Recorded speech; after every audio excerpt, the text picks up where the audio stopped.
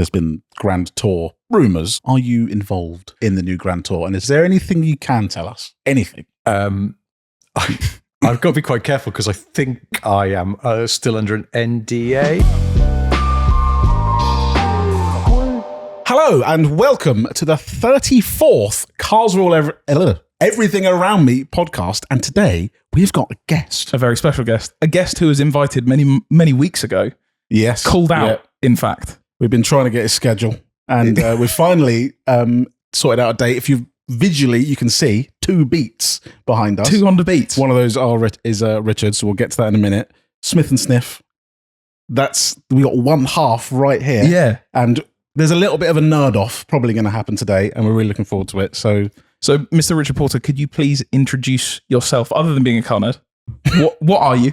Oh, that's all I am, really. Beyond that, just space. Well, yes, my name's Richard Porter. I am a writer and a podcaster now with Smith and Sniff, which you just mentioned. Thank you for that. And I do scripts. I suppose most notoriously, I was the script editor for Top Gear from 2002 until 2015. And then I did the same job for the Grand Tour in the Clarkson, Hammond and May era. But I also do sort of scripty stuff for other TV shows that I don't really talk about because they're not that interesting, or I'm not allowed to. And I write books. Yes, well, very dull. I've owned only 2 of the books. I've never actually moved on to the 3rd boring car trivia, but it's one of my favourite things that I have. Can you explain? I never. So Richard has a book called Boring. It is called Boring Car Trivia. It's called Boring Car Trivia because the first one was done during one of the COVID lockdowns when I was bored, and I just punted it out on Amazon's self-publishing platform, which was great because you can just do it yourself. Yeah. And one of the things that was particularly joyful about that was because I've written lots of other books for sort of proper publishers. Yeah. And I could imagine if I went to a publisher, I'd like to do a book called Boring Car Trivia. They'd go, it's a bit off-putting. Could you think of something else? But it's like there was no one to stop me. So I did it. And the other thing about calling a book that, I think the first one was called A Medium-Sized Book of Boring Car Trivia as well. So a really stupid title. Yeah. And after that, they've just been Boring Car Trivia 2, 3, and 4. But the great thing about having that title is it's liberating because then nothing is off limits. No. And so also, I was doing one for the last one or the one before when I was just listing the engine orientations of successive generations of Volkswagen Passat. Because if you remember, they sort of went long ways and then crossways and then back to long ways and then crossways again. And I stopped myself. I was a bit like, oh God, this is a new level of boring. Maybe I should take this out. Actually, no, I shouldn't take it out because the book's called Boring Car Trivia. Of course it's going to stay in. It's like, this is almost the perfect fact for this book. So, I think also we as car people are quite aware. We're quite we will admit how, I don't know, if I'm at a dinner party or something, someone will be like, oh, you're into cars? Yeah. I'll be like, I'm going to stop you there because you don't want to talk about it. It's boring. We're boring. Let's move on. Well, I always think with things like that you know those height charts they have at the entrance to roller coasters that say you must be this tall to ride this roller coaster.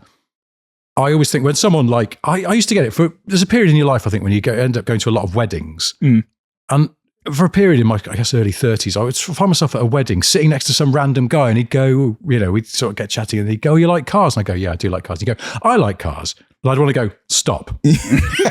You must be this nerdy to ride what is about to happen, okay? If you go, yeah, I've got a 320D. I really love cars. You know my favourite car I've ever owned? Cavalier GSI. And I'd be like, a Cav. Right, I'm going to stop you there. In the 80s, Mazda sold the Mazda 323 under a made-up name because they were built in South Africa to avoid import restrictions. What was it called? And if you can't tell me, we're going to talk about something else, anything else, flower arranging, Zapparas. But we cannot talk about cars because, my friend, you have not got the currency to keep in this game. This week, we have another video sponsor, and it is again NordVPN.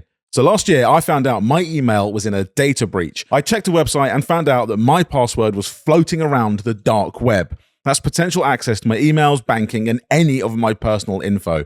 That's when I knew I had to lock things down. That's why you shouldn't browse without NordVPN. You can get alerts with the dark web monitor, which continuously scans dark web sites such as hacker forums or marketplaces for signs of leaked credentials, giving you advance notice of danger so that you can secure vulnerable accounts. You can protect your accounts with encrypted traffic, which scrambles your online data so that no unauthorized party can view or use it in any way. And you can use public Wi-Fi without worrying. You can even use it to book cheaper flights. Prices can change online depending on your virtual location. Who knew that a VPN could save you money as well? You can get a huge discount on a 2-year plan plus 4 bonus free months at nordvpn.com/creampod. It's the best deal online and completely risk-free with their 30-day money-back guarantee. Again, that is nordvpn.com/creampod. Link is in the description.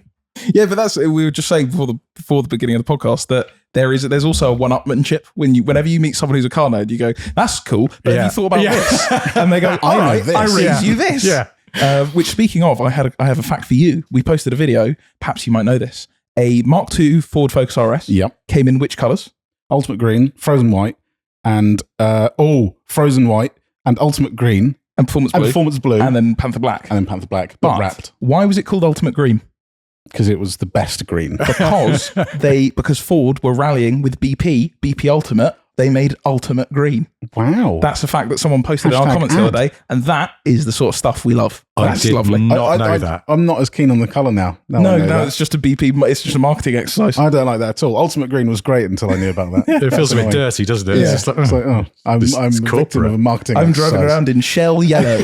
Wait, hang on. Was that car not in orange as well? Or was That was the ST. Ah, yes. Electric orange. Electric orange. Asbo orange as it now is. Yeah. So for any of you listening who are perhaps more casually interested in cars, yep, this is what it's going to be like. And also, unfortunately, if we cut to Ben behind the camera, oh wait, we can't. Ben's not here. So unfortunately, we don't have any news to stop the car nerdery. Because I saw one of those Skoda Octavia medical cars out on the road, and he was just preparing to ram it with a bulldozer for some reason. He's busy today. He's out on the streets. He's on patrol. Stay vigilant. So we've done a little bit of a preamble, but we haven't answered the question, which at the beginning of every single Cars Rule Everything Around Me podcast. Also, Richard, you said you've listened to a podcast or two. Yeah, I listened to your podcast. Lovely. We actually both do listen to Smith and Sniff. Yeah. Bless I you. also listen to the Ottersots because God, you're really dedicated. Yeah. But at the beginning of every single podcast, we answer whether they cars rule or ruin. Perhaps, Richard, would you like to start us? Sorry, also, bit of ADHD. You have chosen on the screen behind us Colin McRae Rally. Yeah, that's the last game that I sort of seriously lost vast tracts of time to. And you've got, I don't know what's going on here. You've got YouTube, as always. It's one of those things, the sort of little earworms that are in your brain and they may pop out at any time years later. And they're often triggered by something completely unrelated. But in sort of, what was it called? Like learner mode or whatever in this game, you had a Skoda Favourite, I think, or a... Okay, the old one. The boxy one. No. A Fabia? No, it was pre-Fabia. That's the thing. That's it was earlier than that, yeah. Oh shit! Me, what was the? It was called not the Favourite. Anyway, it doesn't matter. Those front-wheel drive small Skodas in a car park, basically, with a lovingly rendered sort of 8-bit porter cabin on one side and cones. But if you just started ploughing through all the cones deliberately, Colin's voice would come on and go, "Stop messing about."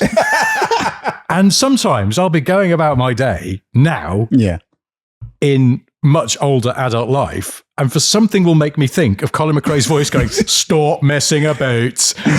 And it haunts me, from this game. All these years on. He's always your voice of quiet. So, sorry, so to answer, are you in a rule or ruin this week? I am. Now, I'm quite a superstitious man, so interesting. I don't want to be too cocky, but I am in maximum rule.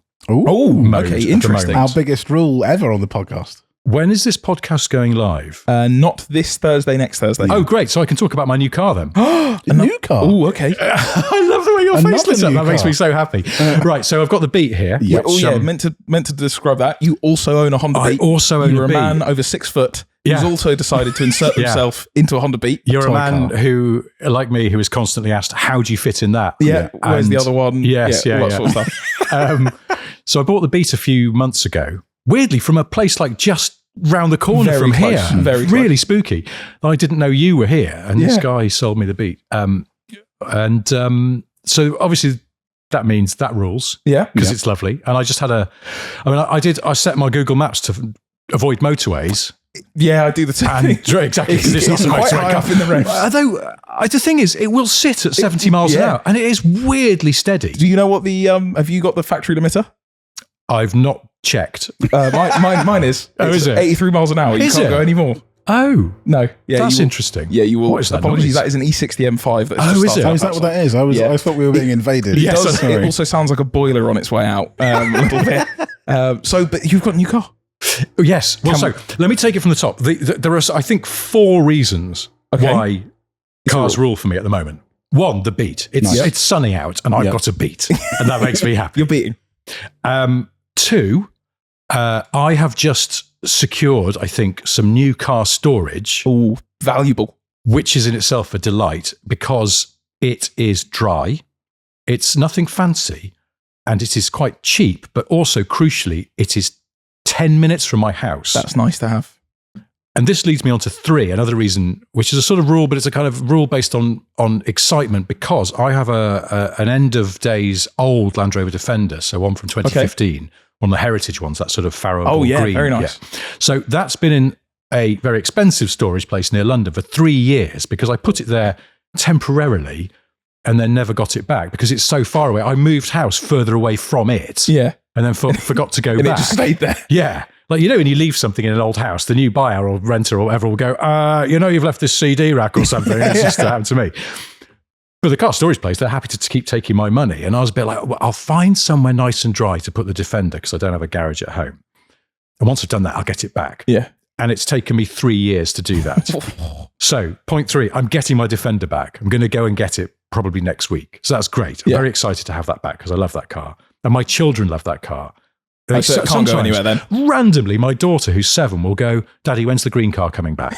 Because she knows we still own it. Yeah. She just knows it's gone somewhere else. It's gone to a farm Exactly. far away. To play with the other Defenders. It won't be around anymore. We have abused Defenders on this podcast. We before. have. Very briefly, the Defender you ever community got briefly angry at us. Yeah. because I vaguely remember Are this. you ever comfortable in a Defender?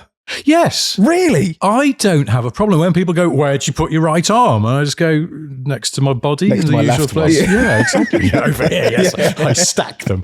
No, I don't have a problem. I think I'm just Defender shaped because I'm quite tall, but I'm not particularly broad. And I've done loads of miles in that car, done, sort of motorway trips up north. But and it is all a late sorts. one, right? It's a Puma. Yeah, so Puma 2.2. Okay, so it's a bit it's a lot nicer inside than the Yeah, old they one. still, not they still make it. I was on the Land Rover website the other day for some reason. I think I was trying to figure out their range. I Yes. was just going through it and I was like, Yeah. what's what here? Yeah. Let me get the lay of the land. And I was scrolling through and I thought, it's an old Defender. I went, sorry, what? It just said new classic Defender. And I thought, have I stumbled upon a piece of news that no one else has found? But I think it's like Land Rover Works. It says based on a year 2012 to 2015 Defender. Yeah. And the prices are off the ridiculous. Oh, yeah. It's like £200,000 to £300,000. Yeah. But you can Land Rover- do it's V8, do whatever you like. Yeah. They looked at Pagani and went, hold on, there's some money in this. You mean just never stop? Yeah. Okay. Guys, we have stopped, but we can carry on. Yeah. You mean make a new one with the same name? Keep making the old one? I like the sound of that. So yes, they do, don't they? And they're V8 and they're auto. And I know someone who bought one Oh, really? and sold it very quickly afterwards. Okay. Because they're not very good. Apparently, I've not driven one, but I was told that he just Okay. dear, disappointment. Mine's not that. So 2.2 Puma, Yep. 6-speed box, and it just bumbles along. It's a 90, so you're just a constantly little, dink-a-dink, moving back and forth.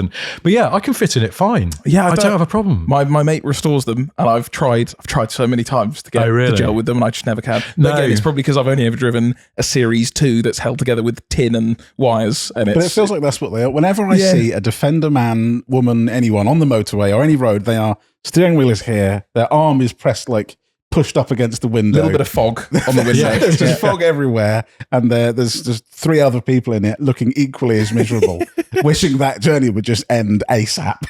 But yeah, maybe I haven't driven one, so maybe I need to. Maybe we have to do it for a video. Yeah. Just actually I drive don't one. know. I'd be interested. Either you'll just go, oh, okay, yeah. I get it. Or more likely you'll go, this is bloody awful. And you'll never drive one again. Yeah. But that's fine. I'm not going to pretend it's a good car. It's not. But you like it. Yeah, It has a personality. And I think it is in whatever mood you're in. Because on a day like today, when it's nice and sunny, and this evening's going to be, I think, a lovely, balmy, early summer evening, driving across the English countryside in that Defender with the windows down, is somehow just a moment of zen for me. Liquid England. Yeah, it really is. Yeah. It's like, I don't want to sound just all Brexity about it, but it is. Exactly. But it is. An American couldn't do the same thing in America with a Defender. It wouldn't work. No, it wouldn't make sense. Maybe Americans would get that warm and fuzzy feeling from, I don't know, maybe a Corvette with the roof off. Or a pickup. Or a doing pickup. the same thing maybe so. Or a Jeep Wrangler or something. Yeah, exactly. No, absolutely. But the Defender makes me feel warm and fuzzy in a way I can't explain because it is technically a crap car. But for me, it's the same thing with the Beat. The Beat is not a good car. No. It doesn't make any sense. It's very slow. It's shit, really. Yeah. But I love it. And I never want it to go anywhere because I love it. Have you ever, or has anyone ever asked to drive your Beat and you've sort of gone, I am. We've talked about it a few times. There is Misha in Germany. He reviews cars. Yes. We have. He is essentially a car cuck. Sorry, no, he is not. The people that give their cars are car cucks. I'd never thought of it like that, but yes, you're absolutely right. You're asking a man who's a professional to drive your car as hard as possible. Yes. So I don't wish to sound like that. In front of you. Exactly. Yes. While you watch. But with my cars, I'm if someone is interested in driving it, I'm happy for them to have a go in it. So I let everyone. Literally, the Beat is for anyone who wants to have a go. They may. I've seen many drive the Beat, but there is one condition: is that they must touch 9,000 RPM. That is the only deal with it. Because otherwise, you'll get out and go, "What's the point in this? I don't get it at all." Hey, you say that, but I wouldn't say the novelty has worn off. But what has happened is, in the sort of few months I've had mine, I've realised you don't have to drive it like that. No, you don't. No, but bottle of water falling on me. But I drive it around town, short shifting. Yeah, around town. Yeah, and it's amazing how I'm going to say tractable. Which is one of those words that people only ever use in relation to cars that will work at low revs. But tractable, it's like girth. There's only one reason you say girth. There's only one reason you say tractable. But yeah, I've finally got into this. I've realised that I can just row the Beat along at low revs, and it's fine. Although I was thinking this on the way here this morning. It's the first time I've driven mine in a while. We won't make this a Beat podcast. Don't worry. But it punishes you when you're on it. Yeah. It punishes you for doing anything other than shifting at 9. Oh, yes. I shifted at 7 and it went, Yeah. I was like, sorry, I just shifted at 7,000 RPM and you're going, that wasn't high enough. Not for me. So but I love it. It's great. I haven't had the cam belt changed on mine yet. I've got the kit from Japan. Okay. And because I'm not as handy with cars as you two, I'm not going to do it myself. Not even close. So I've got a guy lined up to do it. I just need to have it done. Because when I bought it, I said to the guy I bought it off, do you know when the cam belt was done? He went, no. I was like, cam belt? It revs to 9. I think you need to probably be aware. Oh, anyway, fine, I'll get it. So part of me was like, I won't rev it too hard until I've had the cam belt, but it's so hard to resist. Oh, well, please, if you'd like to, does yours go to 9 or is it the 8.5? Because there's an ECU upgrade that essentially allows it to go fuel cut up to top. I was led to believe, no, I haven't. I'm too chicken because of my cam belt thing. Please, I go to probably 8.4 and they go, change every so often. No, I was led to believe that they will happily go to 9. I didn't realize you had to mod them to do that. Well, I think it was basically like the equivalent of like pulling a fuse in an SLK back in the day, where it's like everyone did it, so they're all basically ready for it. Right. But some of the early ones, because this still has its electronic limiter at 83, so it won't go further than that. But yeah, it will happily go to 9. Could it? How troubling do you think it would be beyond 83? I think it won't do much more. I think you might touch 92, 93. What sort of revs are you at? You were at like 7.5. Okay. So you're getting... So it's got revs left. Yeah. Oh, absolutely. You're midway through. It's good to have. It's like 9k at 100 miles an hour. That's the thing about driving on the motorway, is not that it's not good for it, because it will sit at 70. And I did it on a dual carriageway today. It was... And I took my hands off the wheel and it just tracked absolutely straight and true. And it's like, that is quite remarkable, really, because there's some cars that aren't very good at that and they're supposed to be. Yeah. But it feels cruel that you're keeping it at one rev absolutely level. I don't like to personify cars, but I have multiple times thought, I'm sorry. Yeah. Like I will go for an overtake. Someone's doing 68. I'm like, I'm not dealing with this. So I'll go around them and go, oh no, you're just sitting at 8,000, please. What I'll do is then I'll slow down a bit for a while and then speed up again, just to try and give it a variety. So I'm never holding it for too long. You've been a good boy. Yes. You will be rewarded. Treat you to some more revving, because I know you like that. So where were we? Oh yeah, so no, What's the car? So the fourth thing is that I've bought a new car. Okay. Which I was going to announce on our podcast, which will have come out Monday just gone. Okay, so we're allowed to know. And people will have seen this car perhaps on Johnny Smith's Late Break Show over last weekend or last Sunday night when it's gone live. Johnny, you better not have screwed me on this one because it's rare with that organised, particularly because Late Break Show is obviously Johnny's solo thing. Yeah. Basically, Johnny did this barn find on a car. He knew it would be right up my street. He video called me from... Oh, you mentioned this on one of the podcasts. You've said that you called him, and I can't remember if he said what it was. I don't think he said the car. Because it was the same person... Sorry, this is very you guys are very in on both channels now, where he had the house was full of memorabilia. Yes, that's right. Oh, I couldn't remember what it was. Okay, well, please I put need us to know up. the car. I need to know the car. It is a 1985 MG Metro Turbo. Oh, that's very good. Yes. Cool. Oh, that's very good. It's sat for 30 years in a dry garage. Colour? White. Oh, it's the good one. Arum white. Because remember those turbos, it's a pre-facelift. It's a Mark 1. It's an early one. Yeah. So it's a boxier. It's a boxier with the bigger headlights, the amber indicators. Personally, I think I prefer that look. It's like OG Metro. I just like that. They actually get a bit more old person. Yes. The closer they get, the sort of 90s, that's when they get a bit old people. They also become a little bit chavvy. The later ones, the early ones have Even if it's a GTI or exactly. That's cool. So it's white, but then the turbo has the black lower half with the wheel arch extensions and an air dam, as they used to be called. And the graphics down the side. I was going to say 80s graphics. 80s-tastic. It's also got an LED turbo boost gauge inside the instruments. And like for some reason... like a Glanza. So it's... bear in mind, I've not even seen this car in person yet. Johnny's vouched for it, and I just made the owner died, so the family are clearing out the house. They needed the car gone. This is why they contacted Johnny to dig it out from the garage. So I made them an offer, essentially, and I'm going off photographs and the good word of Johnny Smith, which is, he's got an eagle eye for rot, and it's clean as a whistle. That's cool.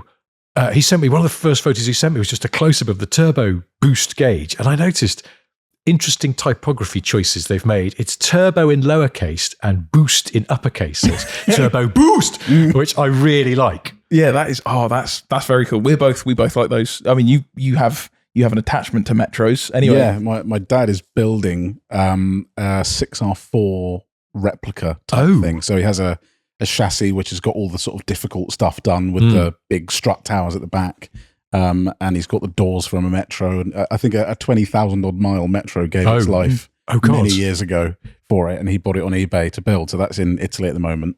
But yeah, it's in Italy. Yeah, it was can't remember if we've mentioned this on the podcast. It was one of the scammiest sounding things. Sorry, I just realised the whole reason I have my computer is to pull up photos for you guys. So that is that. Yeah, that's the one. Oh my! Yeah, mine's a B reg, but it's a late Mark 1. But that's exactly it, with those turbo graphics on the door that sort of the letters overlap, really 80s, and red seatbelts. Nice. That's all I've ever wanted.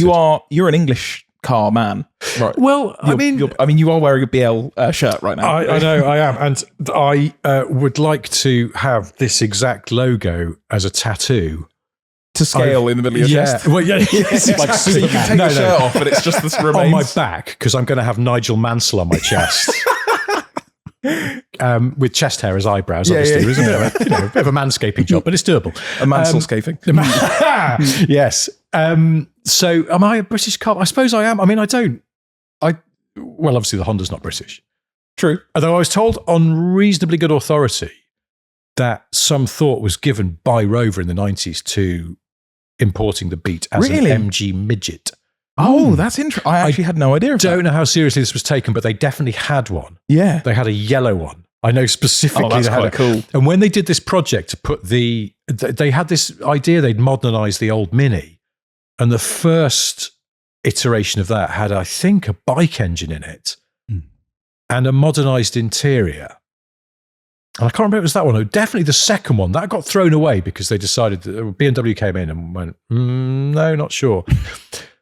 But they did a second one. These cars were called the Minkies, and the second Minky still exists. It's in the museum in Gaiety. Yeah, Minky. Nice. And the second Minky, they took a mini shell and they widened and lengthened it. They let metal in through. They hot cross bunned it, and then fitted a K-series engine. Oh, really? Okay. And they gave it a new dashboard, and it had the instrument pack from a Beat. Really? You can find pictures of this online, or you can go and see the car. It's in the Gaydon Museum, so that's really it cool. still I exists. have to look at that. We've been there. We've been to Gaydon a few times, but We've been there. what? I'm trying to think. I would remember things. Oh, yeah, I would. If I Well- saw a Beat cluster, I'd be like, "Ugh." In fairness, first of all, although it's been widened and lengthened, it's such a subtle job, you wouldn't know it. Yeah. It's called Minky 2, I think, and it just looks like a Mini with a weird. The only thing that's different is it's got a weird sort of front, like below the bumper. It's got a little bit of extra metalwork. Yeah. But I don't think it's always on display. It might sometimes be in that, there's like rare groove collection they have out the back that you can get tours off, but it's Is not. this where the workshop bit is? Yes, I think so. Because yeah. we normally, if we're ever there, which is This quite one. often it seems, we go There and you peer go. through the window. Okay, so it's in That's the name Minky bit. 2, and it's got Metro or 100 Rover 100 wheels on it, and it's got a K-series. I remember when this was 2014. You will probably know this. They were doing a clear out of the factory, and they found the R53 prototype Yes. that BMW had claimed we designed from scratch. Yes. And yet the Rover prototype was literally a Mini Cooper, the new Mini Cooper of Yeah. the 2000s. Yeah. But with a riveted on supercharger scoop. Yes. Yeah. And halogen headlamps, and that was Yeah. it. That And- was. I remember seeing that and going, "You bastards, BMW!" The smoking gun was that it had Rover branded glass in it. Yeah, Because that was the original plan. And Yeah. I guess then they sort of went, oh, shit, phone Pilkington, have that redone. But yeah, I don't think it's not a massive secret that Rover engineers did all the hard work on There is. that. Yeah, that's it, isn't it? That's ridiculous for BMW to go. That was what Rover to pre-BMW. Pre BMW had come up with, and then BMW Yeah. bought it, and then went, "Nah, we got to redesign this whole And they thing." said, I think. Well, no, everyone will call this BMW the already BMW. owned them. But what they did do was just go to Rover, get on with it. Yeah. So all that's a pre-product, a prototype, Yeah. hand-built car. That was all done at Longbridge. Yeah, yeah, yeah. There's other photos online of like a bunch of Brummies standing around the first body shell they made, and it was all done there. Yeah. And then BMW went, yeah, Yoink. we'll take the credit for that. I Yeah. think. So yeah, no, it's a bit because obviously those first Minis drove really nicely as well, and it was like, well, that's because Rover did it. You know, it's like obviously BMWs drive very nicely as well, but everyone going, well, of course it drives nicely. It's a BMW. It's like, you know, like they know what they're doing in Yeah. Longbridge and Gaydon. It was a bit unfair, I thought. So, in the most roundabout way, you're a rule. Sorry, that's gone on for about 2 hours, hasn't it? But yeah, no, I'm on maximum rule because I love my Honda. I'm really excited about my Metro. There's a sentence lots of people don't say. Also, I'm excited about your Metro. I want to see that. That's going to be cool. And I'm really happy to get my Defender back, and I'm really happy I've got some dry storage. Nice. That is, to be fair, that is a rule week. That's a Big good week. Yeah, It's a big week of rules. William. I'm going to go with a rule. I can't remember where we were last week, whether I was on McGann breakdown or You were you had the McGann breakdown, I've now fixed the McGann. It now works, and it has a nice. and it has a nice race car looking shifter, so I can go ka-chunk and do big downshifts. As in like a and- big tall one. Yeah, it's like here. Nice. Yeah, it's now got a big white knob on it as well. William Uh, McRae. I am, yeah, it's great. I showed my girlfriend, and she looked at it in dismay. She just couldn't understand why, because you can see all the linkage. Yeah, that's She's like, why is this? objectively it's worse. Yeah. for living with in a car that drives on the road, it's worse. It's better for changing gear if you're one of us, but it's harder. Yeah. I was in the middle of a drive and I went to change gear, and I just realized I was putting a lot more effort into changing that gear than I usually would. I was like, that's not really the point, but it feels a bit Impossible to get in, rifle but you're like, oh, this is great. I didn't want to change gear anyway. I know what, 2 hands for reverse, love it. I love it. But so that's it. That's a rule. Yeah, I'm gonna say rule. I'm a similar small but rule is the E36. I managed to get my final bits of bodywork done on it, and I lowered it down on the weekend. I managed to achieve 90s BTCC fitment, and I'm so very pleased and excited for it. I can't wait to get the engine. There is an engine just over there somewhere that needs to get built up and thrown in that car. And no more buckaroo. No more buckaroos. No, I got very lucky with that. It was someone commented. I need to find it for the video and put the screenshot in because I need to pay your dues. You got it right. There Someone in the comment section was right. surely not. Surely not. Surely not. Surely not. Should I leave you to it while you insult your listeners this week? This week's insult the listeners section. Guess what? I'm going to delete that comment and take the credit. So that's 3 rules.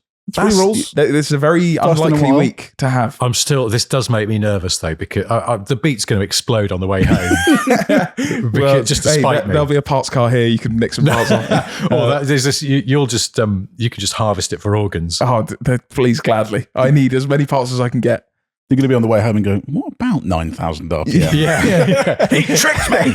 Before the cam belt Turns out they only go to 7. It just keeps going. And you find your cam belt in orbit. So we have come up with a list of questions. We don't want this to feel. We do feel like we are in a job interview with two laptops. We're kind of a little bit millennial, Gen Z. I was We're not normally this prepared. We don't have questions for each other. No, but we thought we'd prepare some questions for you so that because we got lots of nerdy stuff and questions we want to ask. And obviously, there's Top Gear questions. Oh, of course.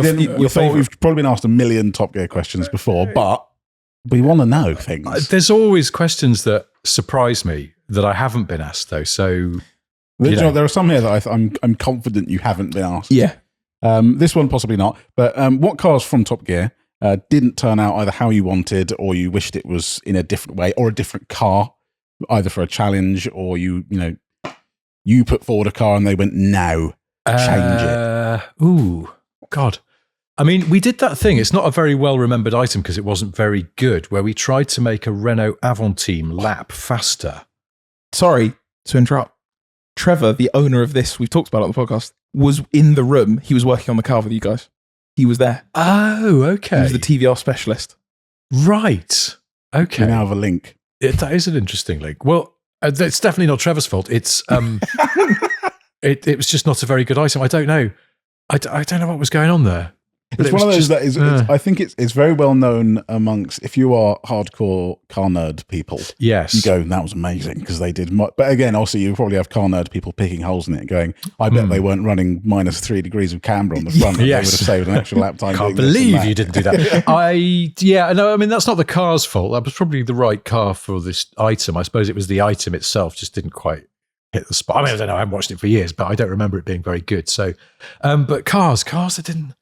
I don't know. I mean, what was the special? Was it the going to find the source of the Nile? And they had estate cars. The 850R, WRX, and it was a 528, wasn't it? 528, yes, I think it was. Preface. And that was just one of those things where I think I wasn't in the office for a week or something. And I came in and they went, right, we're going to do estate cars. And I went, why? And I think it was Jeremy just going, we should do estate cars. We haven't done estate cars. Let's do estate cars. Everyone likes estate cars. Yeah. And I just went, I don't get it. I just don't get it. Can we think of something better?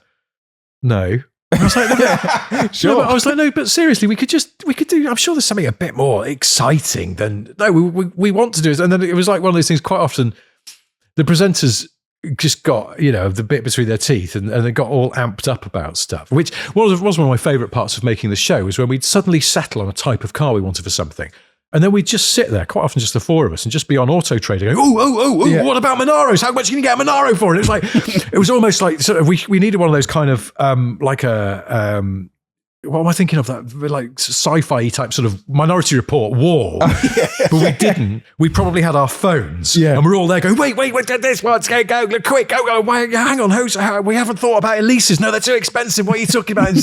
Just this frenzy of excitement, just four car nerds, just getting overexcited about what you could buy for something. So to be fair, that literally is describing exactly what we do. Yeah, pretty much. We choose the same thing. Yeah.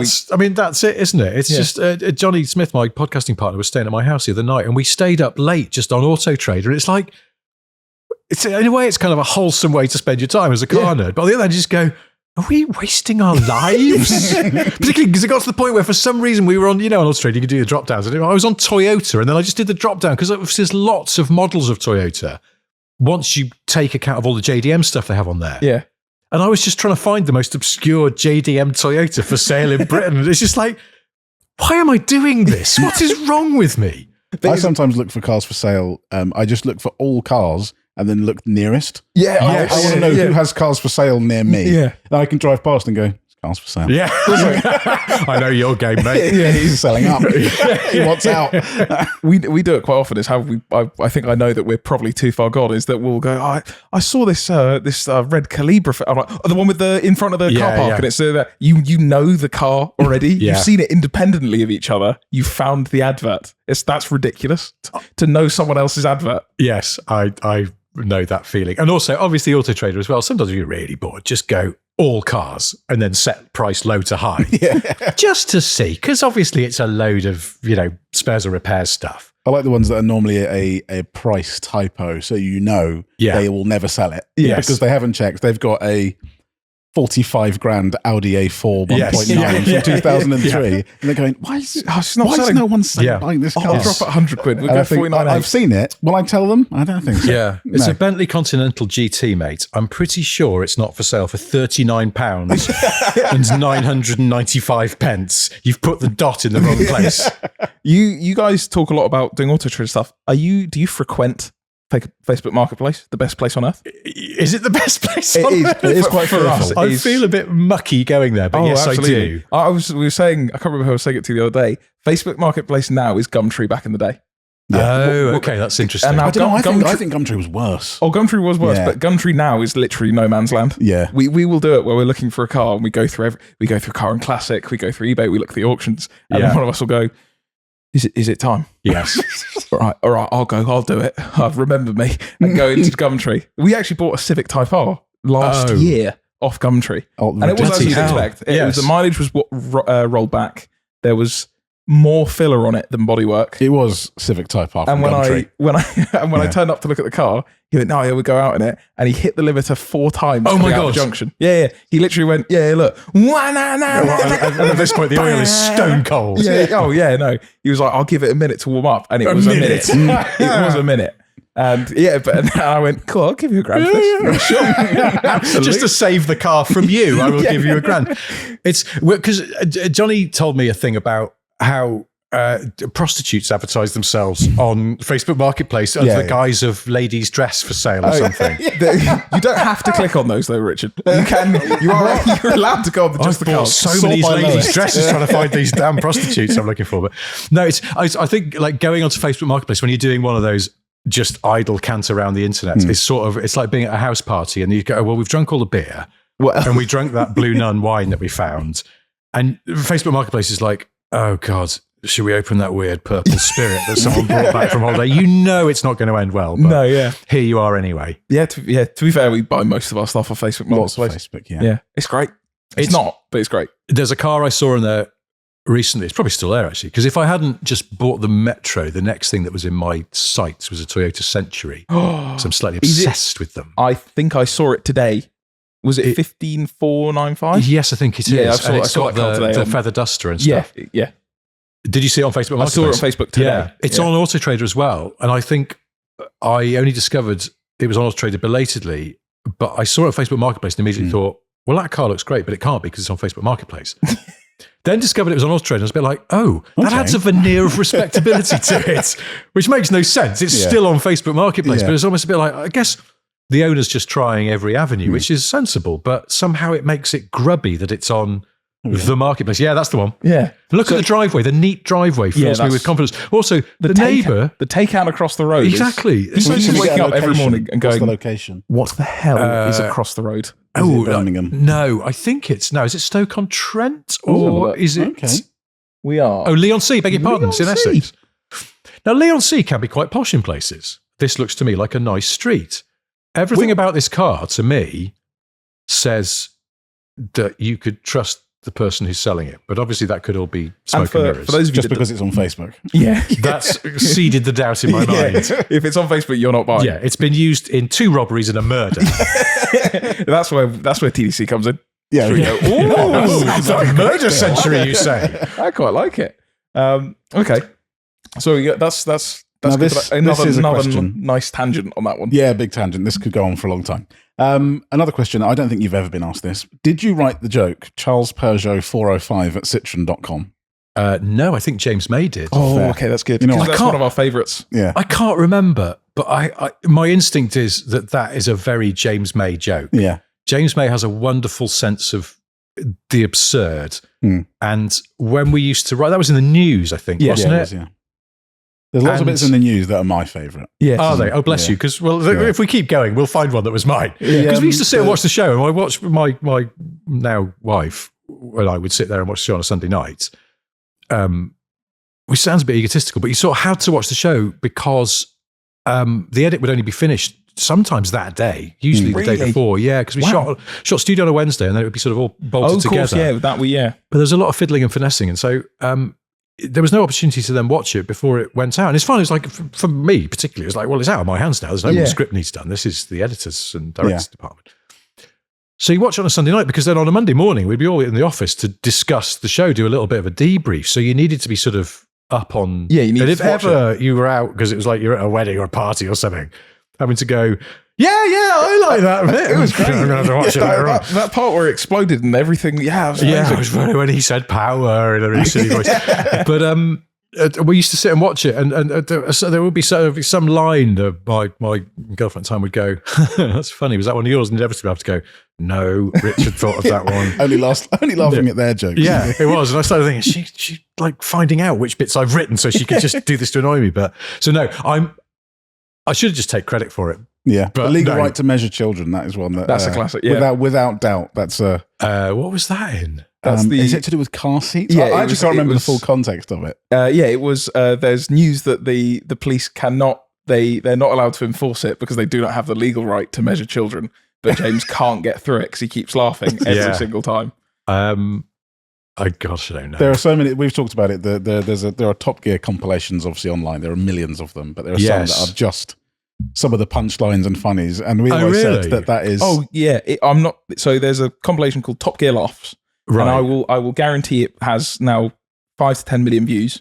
And I've watched it at any time. This might sound a little bit sad. Anytime I've ever been down, I'm not joking, I will go and watch it because it will instantly put you in a good mood. I've said it before. If it doesn't, you're broken. Yeah, you're done. You can't. You're broke. You're done. I'm like that with that compilation of Hackety dog things. Do you know him, the dog puppet off CBeebies Lynx? No. Go Hackety dog bloopers. He's a dog puppet who's very sassy, and a lot of the time he co-presented with what's her name, Lauren. I can't remember her surname. It's just the famous "We're Normal Men" thing. Do you know that meme? Yeah, I know that. We're just normal men, and it is in the bloopers because she completely loses it. Obviously, does that brilliant snort laugh. Yeah. But there's a whole load of them where, like, because it's obviously the puppeteer. I can't remember his name. Phil something. The puppeteer is doing the voice. Oh, okay. But I think, he's just a very freewheeling guy. He do whatever he wants. And there's one bit where she goes, "What are you having for your tea, Hacker?" And he just goes, "Goose." And, it's just like, and totally blindsides her, and then she loses it. And it's lots of that. Okay. That's my cheer up compilation. So this is now on 4.2 billion views 13 years ago. Oh, yeah. This has been around for a while. That's right. Because I get £1 every time someone watches it. I remember now. Oh, yeah, to be fair. I wish. I get absolutely jack diddly nothing. But there is, because I went on a thing with Ben Collins, and because he was the Stig, he might have mentioned that I thought I should look up the Stig intros because he'd said something to me in advance about, I want to talk to you about the Stig intros. And I found that someone has comped together every single Stig intro. And I put it on my laptop while I was making dinner. And it was a bit like, at the end, do you know that bit in Father Ted where Father Dougal just goes, "Ted, I'm going mad." It was like that for me. I was like, oh my God, I'm having such flashbacks to like a vast chunk of my career. So were those were mostly your Those writings? were mostly mine. It was one of my responsibilities was to assemble a draft studio script. On a Monday, I'd usually do that. And on a Tuesday, the presenter would come in and we would do sort of fleshing it out. Yeah. We would do the news, which we'd have sort of a stack of press releases, and we'd just sit in a room and try and make each other laugh.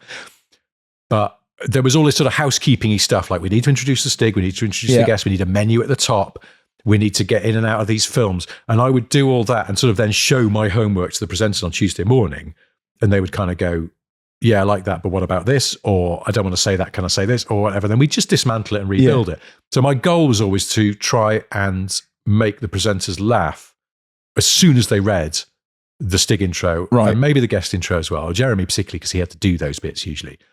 And if he laughed, then it was a bit like, yes, I'm in there. That's okay. We can leave that now. That's done. Yeah. And move on to other stuff. So it was a good sort of, test. The menu, you said the menu at the top, was that tonight? Yeah. Now, how far in was it before you realised you could just do absolute bullshit? Richard wears a hat. Yeah, exactly. Yeah. Someone's comped those together as well, haven't they? Yeah, there is a full compilation I saw that. I can't remember.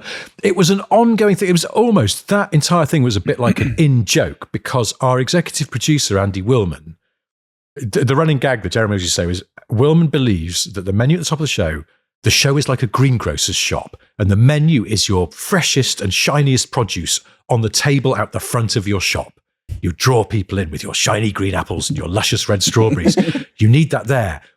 And you two are putting manky potatoes and light bulbs and dog turds there because you think it's funny and it's not drawing people into the shop. And we were like, people are coming in the shop anyway. If they don't know what Top Gear is by now, and they'll either like us or hate us. Yeah. So it's time to dick around. Yeah. And the more we dicked around and the more, because what we'd do is we'd get the script, the presenters and me, we would get the script to a state where we were happy with it. And then on a Tuesday afternoon, we would do what we called the read through.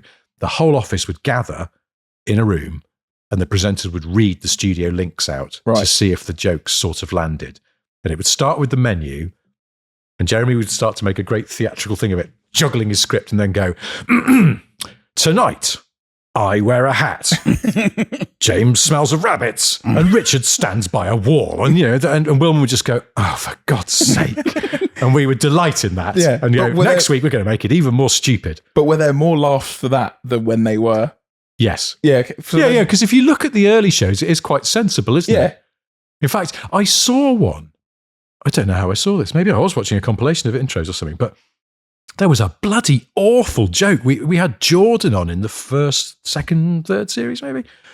And I think in the menu, we used a clip of her going off the track, and the line was something like, Jordan makes a boob on our track. And I was like, oh my God, it's like 1973. What the bloody hell? I mean, I know it was a long time ago now, but not that long ago. Yeah. That is a bad line. And I hope I didn't write it. I don't remember writing it, but I would have been in the room. Maybe I did go, you were off that day. Maybe I was off. Yeah, I just left the room momentarily.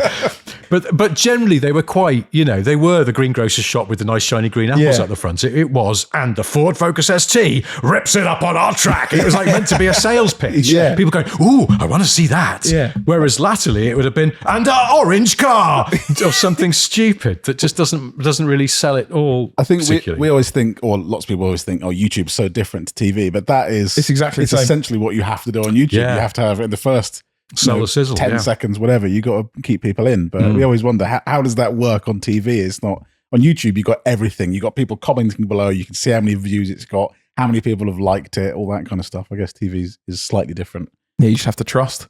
Just hope that it's going to do well. Well, that's the thing. And I suppose I count myself very lucky that I probably worked in the end of a golden era of television in terms of just going with what you thought was right and not having constant feedback from viewers, because although that can be useful, it can also, I think, sell you a dummy sometimes.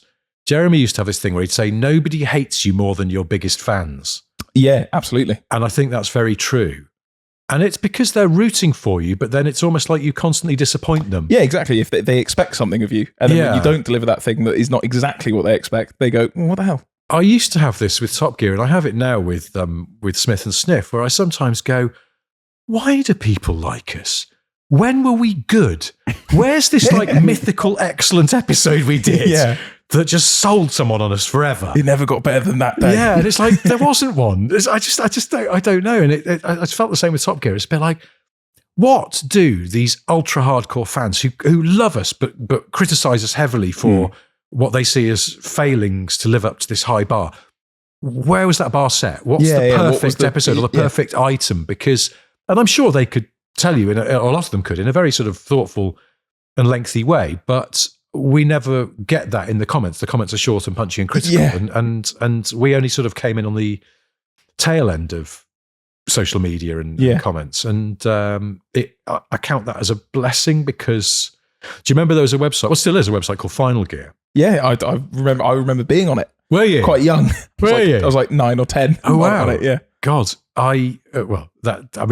it was, when did that start then? 2000 I was in the UK, so that would have been pre-2008. Oh, okay. I think is when I remember seeing it. I don't think we knew about it for a long time and then discovered it. And, that is your hardcore fan base, but obviously then it's your most critical fan base. And I think for a while, we did almost sometimes, a new show would go out and then someone in the office would foolishly look at Final Gear and go, oh God, they hated that. Yeah. And they would, you'd think we'd all be collectively have more confidence in this. We've been doing this for years, but there'd be a bit of like, why did they hate it? And it just knocks you in that slight way. We have the same conversation with everyone who's ever done YouTube kind of ever. is that you will get a million comments saying, you guys are smashing, I absolutely love you. Yeah. But the one person that says, I hate you, for no reason, you go, Why? how can I win you over? Yes, I want you to like me. Yeah, can I come to your house and make you like me? Yeah, there is some reason. You will like me. Yeah, I know. I mean, it's. I've talked to other people about this. There was a great oatmeal cartoon about it as well. And as I say, exactly what you're saying. Sort of million likes and million people going, "You're the best thing ever," and one person just goes, didn't like it much. Yeah, and your whole ego comes crumbling down. Exactly. It's preposterous, really. Yeah. But I don't know. I think as human beings, very few of us are actually built to exist in this environment. Oh, yeah. The YouTube's even worse. But yeah.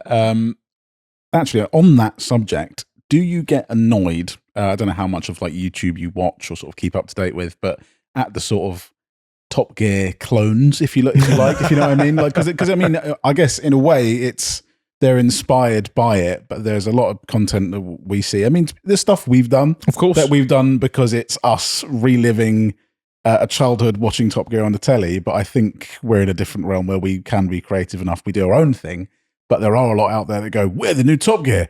We are now Top Gear for the social media generation." Yeah. Does that bother you that they're sort of not? There's not as much creativity. It doesn't bother me because obviously it's very flattering, and I think it's a reminder for those of us who worked on the show of its resonance, which goes beyond anything we'd ever have imagined. When we were just making this show for a Sunday night on BBC Two, doing the best we could, screwing up quite a lot, but getting away with it mostly, we hoped. But no, I watch your stuff, and I think, and I mean this in the nicest possible way, I think I can tell that you grew up watching Top Gear. Yeah. Absolutely. But it doesn't feel like a tribute act. No, yeah. And I'm not saying that just because you've got my car blocked in by a sofa and I need to leave tonight. But genuinely, I sort of watch it. And there are other channels as well where the same thing. I kind of go, I think I can spot, in the nicest possible way, I'm quite proud that there is a certain amount of influence here, perhaps from something that I was involved in. And obviously, it wasn't just me as well. There was a whole massive team of people, and so I can't even go, well, they're ripping me off here. But in the comments, there are a few. There was one or two in particular where I have watched it and kind of gone, well, now hang on a sec. I know how this sauce is made. Yeah, and I think you've nicked the recipe. Yeah, and I find that's a hard watch only because it's a bit like, come on, could you not have thought of something a little bit different? This feels like a real tribute act. This is by Jovi, as I once saw advertised in the window of a pub. And it's like, I don't know.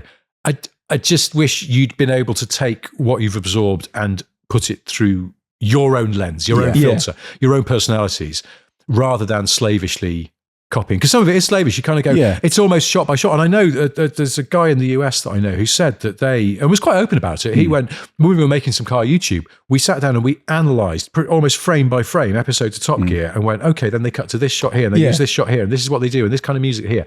They basically did a teardown on an episode so they could then, like a sort of Chinese car company from 20 years ago, dismantling a Citroen ZX and going, right, now we're going to make our own Citroen ZX. And then you go, that Chinese car looks a lot like a Citroen ZX for some reason. And it was a bit like that with a couple of things I've seen on YouTube where I did sort of this thing.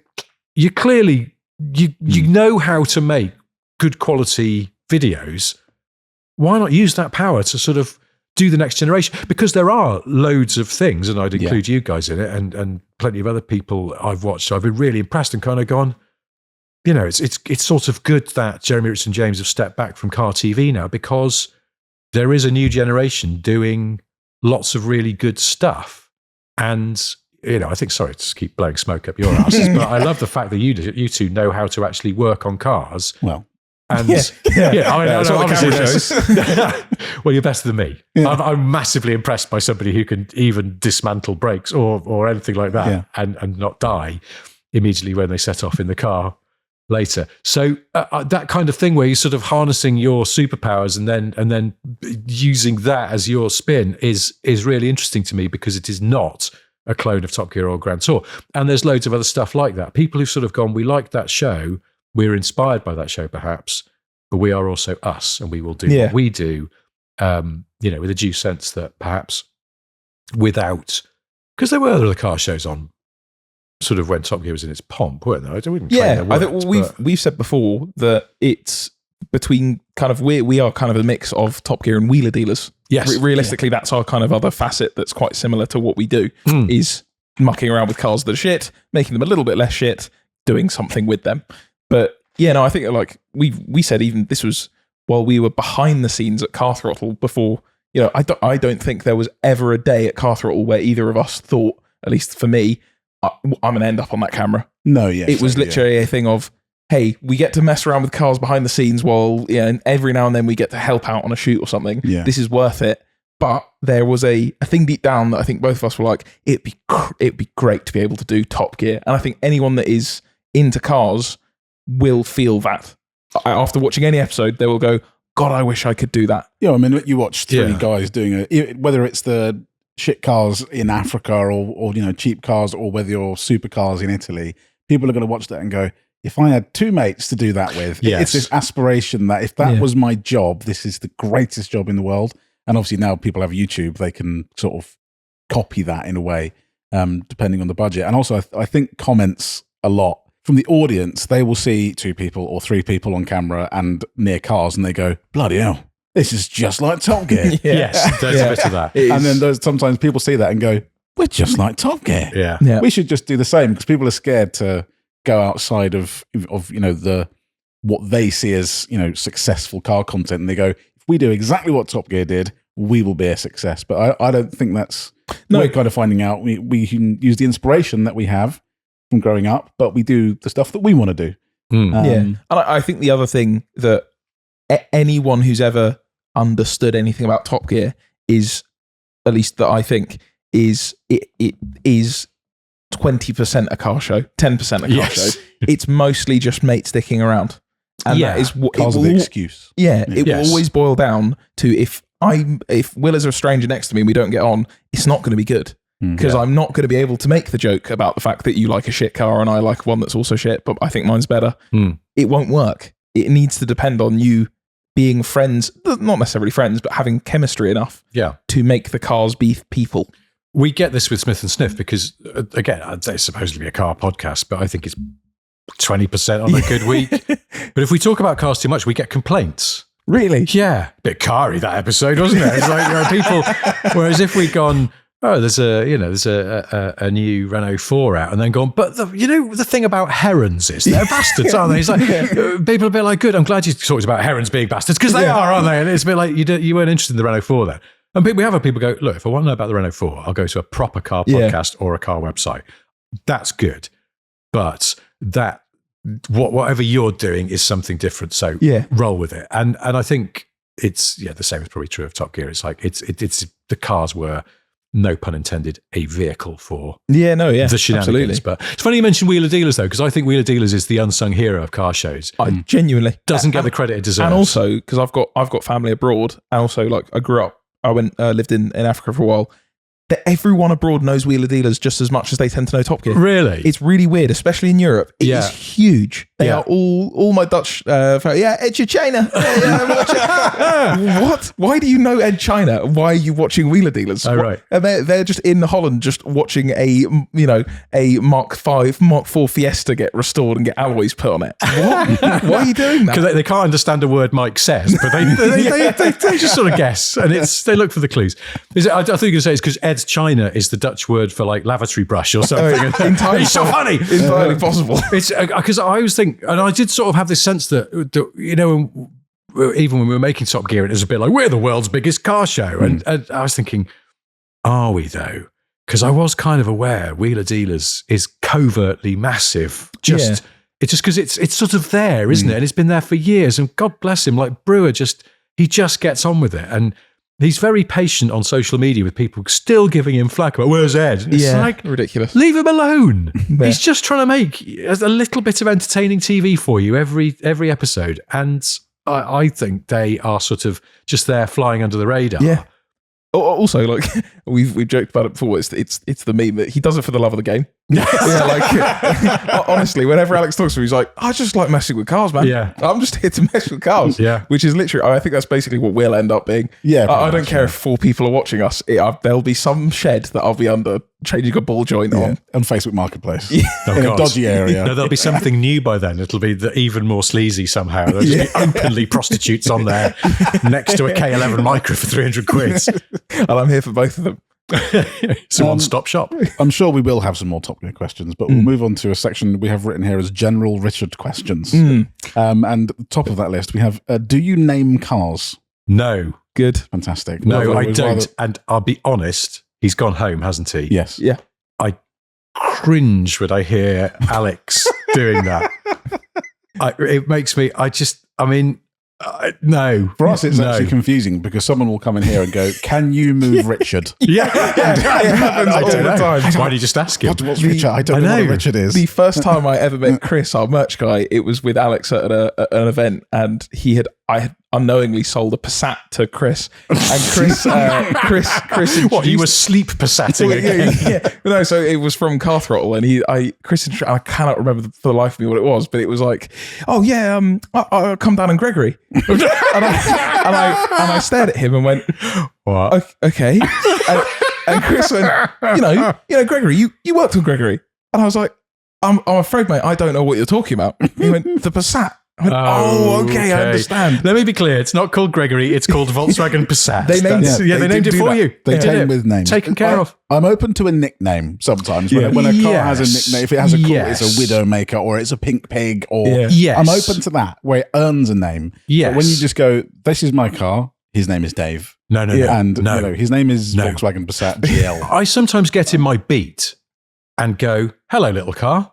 Yeah. No, yeah. But I don't call it little car. That's just what I say to Yeah. it because Yeah. it's a little car. You talk to it. I don't go, hello, Steve. If your car Well, that would be a terrible name for the beat as well. Steve, mate, you're a little bit cold this morning.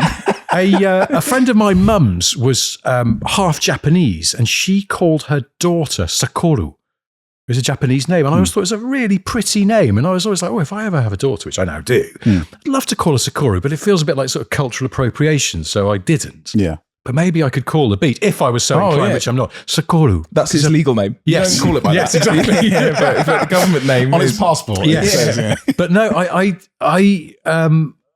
can't. Why do you not like people naming cars? Like, what's the root of it? for me, it's actually more the type of, because of the name, it's because it tends to be like this cutesy, Yes. like, Yeah. oh no, that's just my little Joffrey. Yes. No, come on, it's a car. I know. I think you can make a car a person. Again, like you said, like if a car doesn't work, you go, oh, you just talk to it. Yes. Yeah. Oh, yeah. And it's perfectly normal. But when you start giving it a name, remember we talked about the advert for the Jaguar, and the man was selling 2 Jaguars. Oh, it was And he had names for both of them. And it was Jenny awful. the Jag. No. And Well, I can't remember what the other one was called, but he basically said, I have to. He did the whole ad as if it was the Jag in first talking. person. Oh, good So he's God. like, I'm called Jenny. No, and I no. have to leave, unfortunately. And then it got quite dark. It got really Because towards it, he goes, unfortunately, my owner has to sell me because I have cancer. Oh my God. And I read it. And I went, Brackets. My water pump's gone. I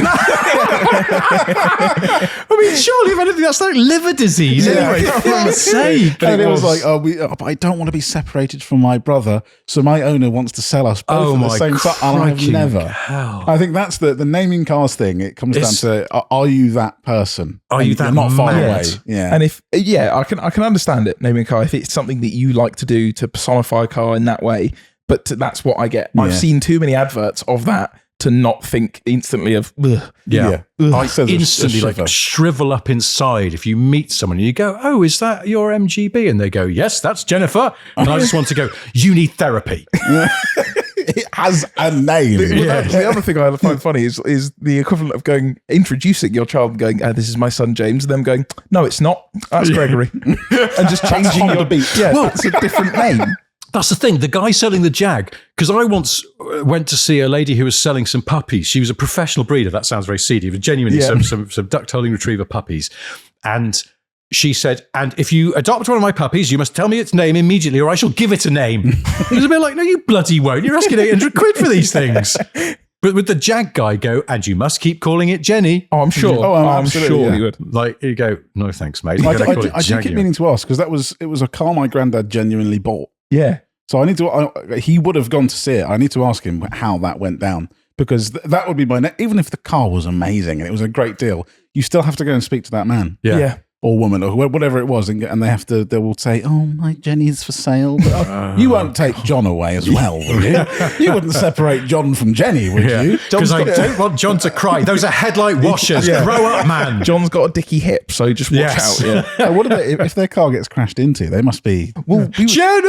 Yeah. We were talking to Tony, and I don't know if it was in the video or anything, but he said, I think that was in the podcast, where they said they considered their smart cars as their kids. The woman cried when she left it at getting serviced. It's a bit sad. So people do, people form bonds with their cars. That's completely understandable, but I just can't. I think you should just get like a dog for that. Yeah. A dog you can name and you can call it John and no one's ever going to question it. Yeah. The dog, because you can't just call it Ridgeback or Labrador. No. You go, I have to give this a name. Make and model is no good with dogs. I mean, this is my Great Dane. What's his name? Great Dane, you idiot. What are you talking about? Why would Mach 2. He was 1983. It's a late model. A-range. Free facelift. I think you're right, though. It's the cutesiness, isn't it? That's what's cloying about it. You just go, no, but and the manufacturer has given it a perfectly understandable A name. group of people have, despite some of them being quite poor. At great expense and time as well. They sat in a boardroom for hours and hours and years, and then you've gone, no, I've got better. Not always great. What was that thing the Renault we saw? Wind? Symbiote. Oh, the Symbiote. Oh, yes.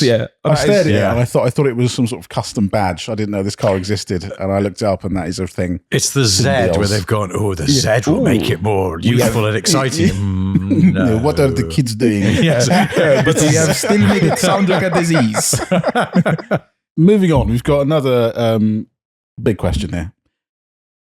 What specific car smell could you identify immediately? Oh. Now, I don't know if this could either be you need to identify the make and model and year, perhaps, or perhaps a specific glue. Yeah, or source. Yeah. Oh, because that's the thing, rather than like specific car smell like burning clutch or something. But but you could smell and go, I know what that is. Volkswagen Beetle. Yes, definitely BMWs, I think. Okay. I think they have they still have a smell. Yeah.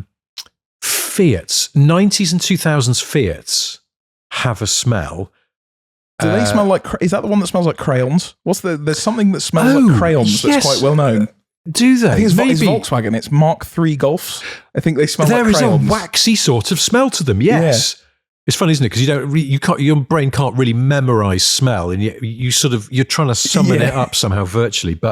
And definitely like probably 80s, but 90s Rover Group stuff. And in a way, it's a bit sad, isn't it? Because things like that, like 90s Rover or 90s Fiat, what if it's all gone? That smell no longer exists on planet Earth because it's all worn off. Yeah, the last bit of asbestos is gone. And you'll never smell it again. It's literally impossible to recreate because it's such an amalgam of specific plastics and glues and fabrics. And you just go, it would be, you'd have to be deranged to spend the money trying to recreate it. Like going to Italy. Hell of a documentary if you were a rich, eccentric person. Just go, my quest was to recreate the smell of a 98 Punto. Isn't that a Chinese car thing? That market enjoys the new car smell, so they have to engineer in using whatever glues and whatever to make sure it smells like a new car. Yeah, because I guess if you wanted to, you could make it smell nice. Yeah, of nothing. Yeah. I was told that Chinese buyers generally don't like new car smell. Oh, really? So maybe and they've worked really hard to engineer it out. And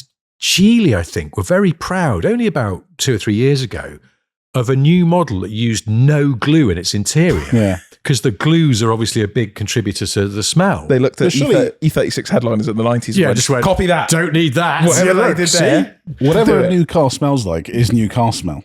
Yeah, you can never get rid of new car smell. No. Here's our new car. It has no new car smell. And you smell it and go, that's new car smell. Johnny, this smells like a new car. Oh, God damn it. Let's try for old car smell. Oh, no, that's worse. There's no glue in it. It's nothing stuck together. Yeah, it's just all falling off. It's fine. It doesn't smell of anything.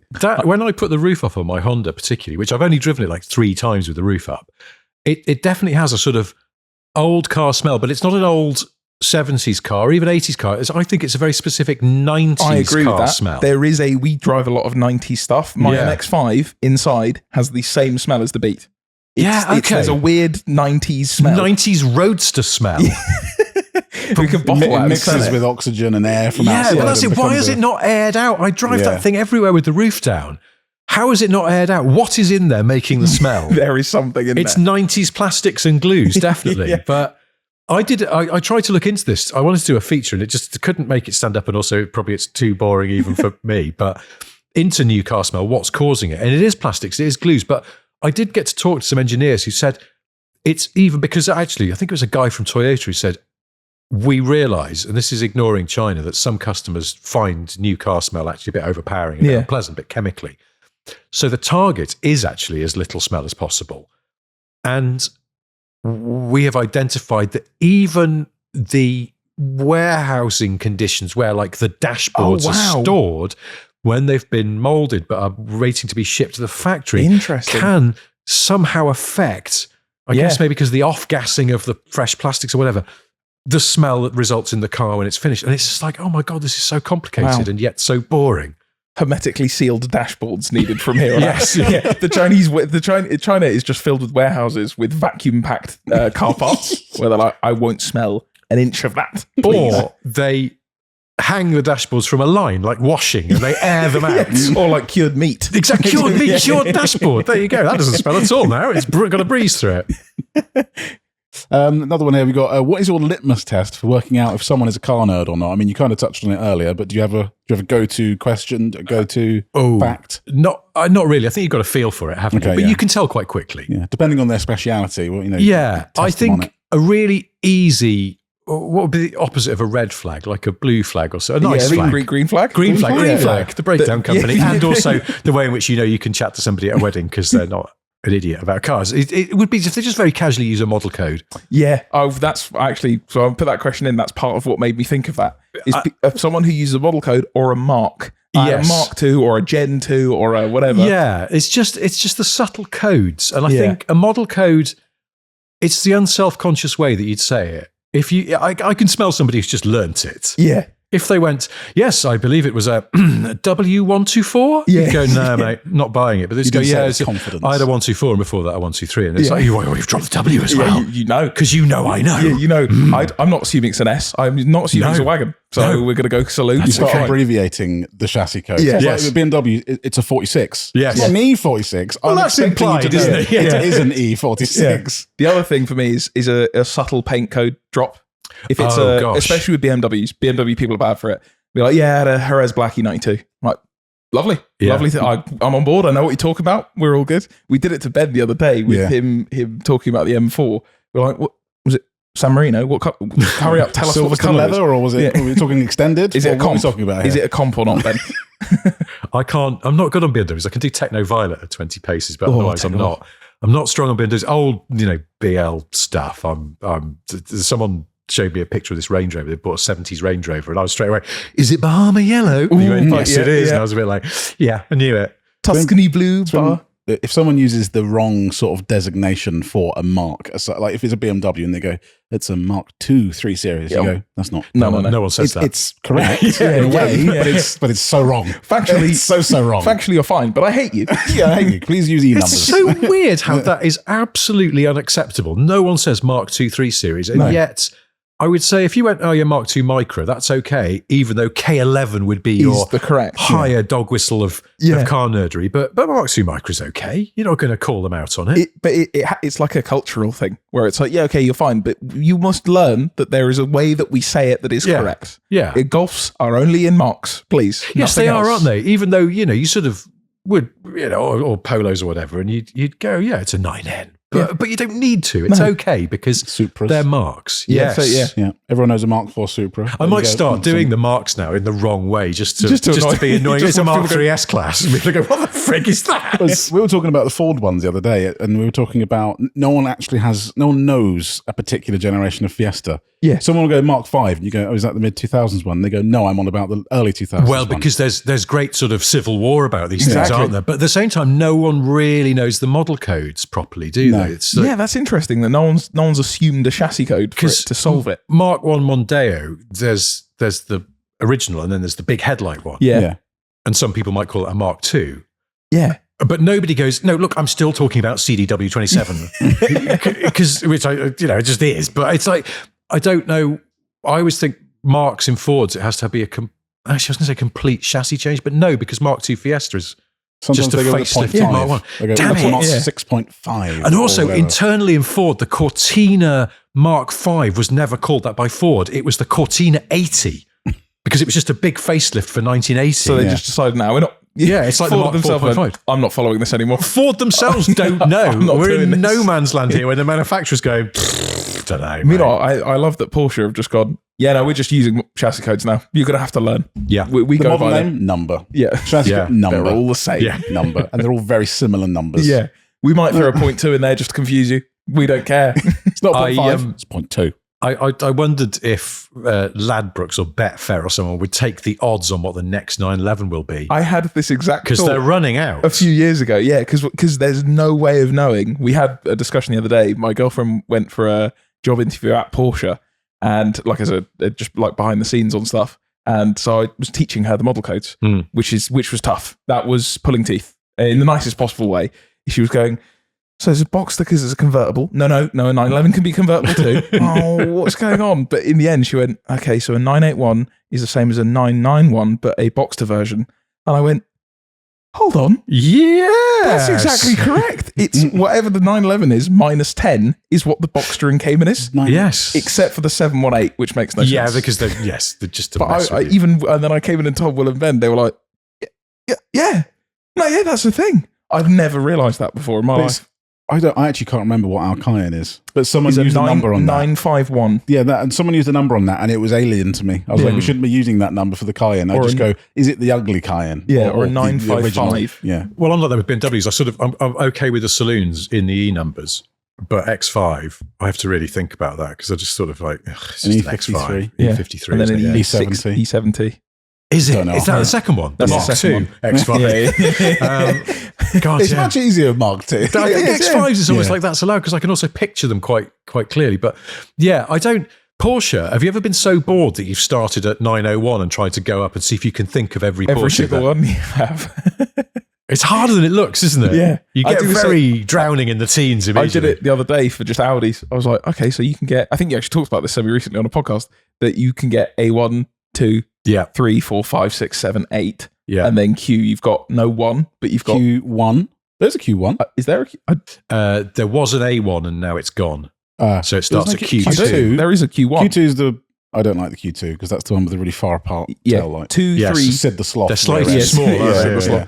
2, 3, 4, 5, Yes. 6. No Yeah, Q6. yeah. Well, no Q. Yeah, there is a Q6. Is there? Isn't there? It's one of the e-tron ones because they had this thing where it's like odd numbers are going to be petrol and even numbers are going to be electric. And I then they had went, no idea. no, Q6 that's too e-tron. confusing. Sorry, we've changed it. And it's like you only started doing it last year. I had zero understanding go. that was a real It's- thing. I don't know. That's the thing. I've There never is seen this danger now that that's just a quantity of Audi, isn't it? It's Yeah. not. Do you feel? I feel this recently. It's I feel like I'm losing my touch. It's like a Yes. pro basketball player watching the young bucks come in Yeah. and usurp him.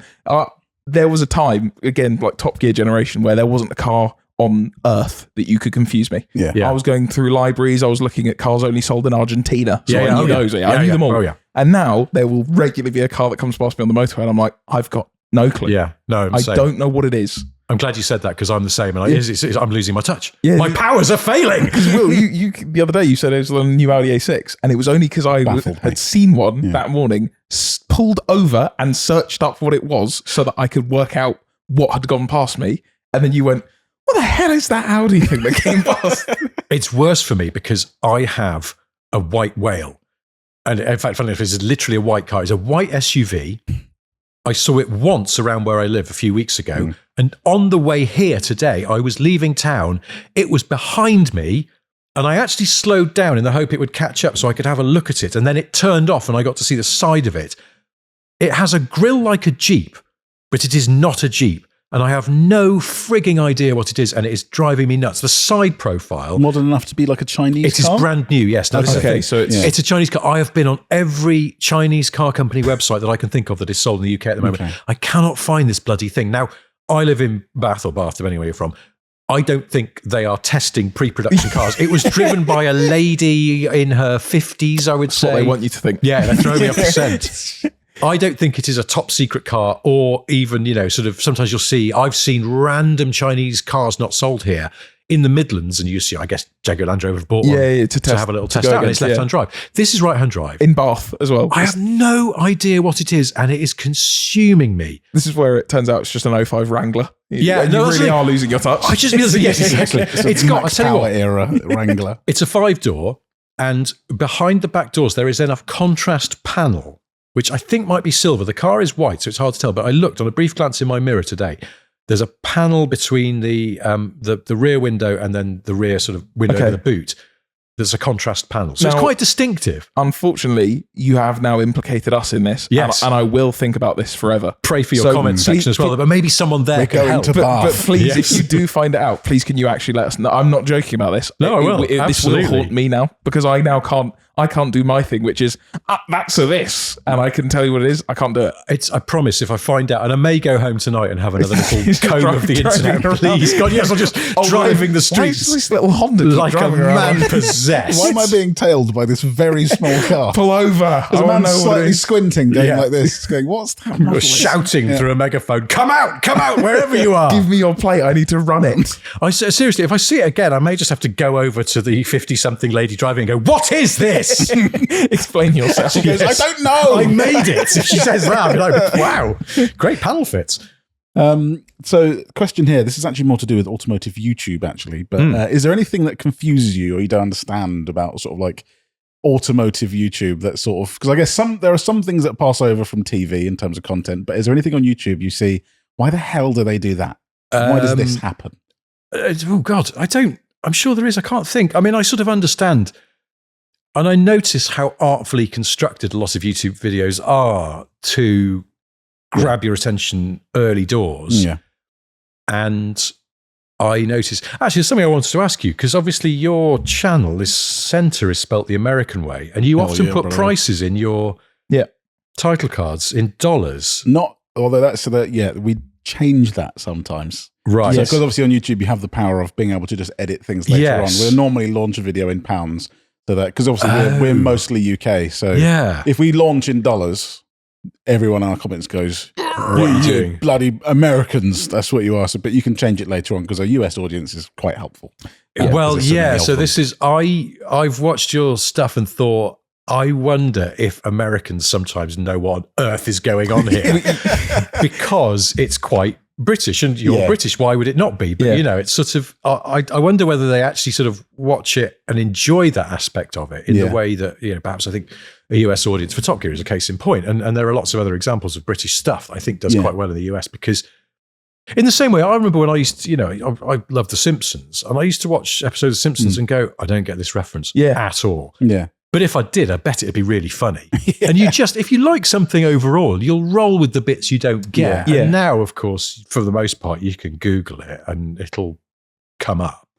We kind of, at the outset, decided we'd like to go for a bit more of a US audience. A, because it's more valuable, it's more helpful for YouTube. Yeah. But B, because it's just a bigger market of automotive enjoyers. Many of them. You have, was it 350 million, 400 million now? Yes. Something like that. Versus our realistically less than 20% of that. Yeah. It's nice to be able to access those.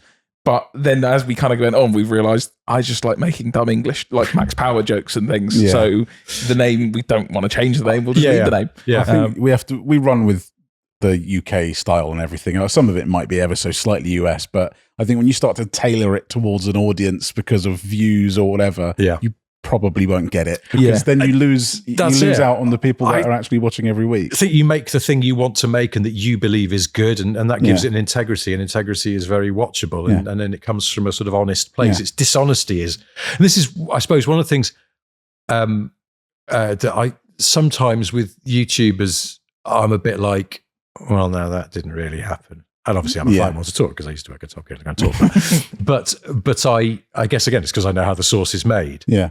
The thing I probably don't understand about YouTube sometimes is stuff that I think is visibly crap, like badly made, low production values, but also low editorial content.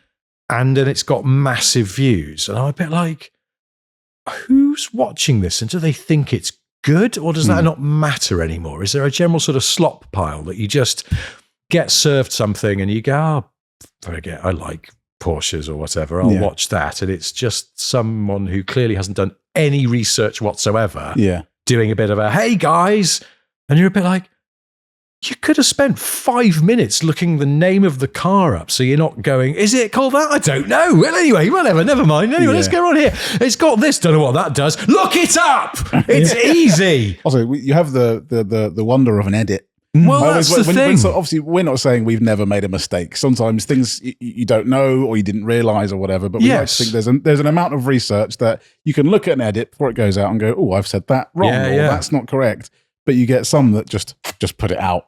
And then the comments go, how on earth have you just called that the Ford 330 CI E37? Well, that's it, but you just, you pop a little thing on screen just to go, sorry, or whatever. And I've seen lots of that. And that's fine. It's almost an accepted sort of way of dealing with it, because nobody's perfect. Yeah, and also you're not going to go back and refilm the whole thing just for one mistake. You just admit your mistake and you carry on. But I have seen some people who seem to be proud of their ignorance. And that to me is always, and that's one thing, but it's when they've got, loads of subscribers and or loads of views. I'm a bit like, that feels unjust, because there are lots of people who are making really good stuff out there and deserving of all the attention they get and more. And it's a bit like, you seem to be a grunting moron, and I don't think we should be listening to you. But anyway, thankfully there's a lot of really good content out there. So I think there is that you have to filter through a lot of, and YouTube's good at where it goes, you liked this, I'll try and give you some more good stuff. You just have to avoid the slop. I actually get annoyed sometimes when I discover something I really, really like, and I'm like, why did you not tell me about this, YouTube? This year-old video. Yeah, that's just so up my street, because basically I just get served like car videos and retro synthesizers, and I can lose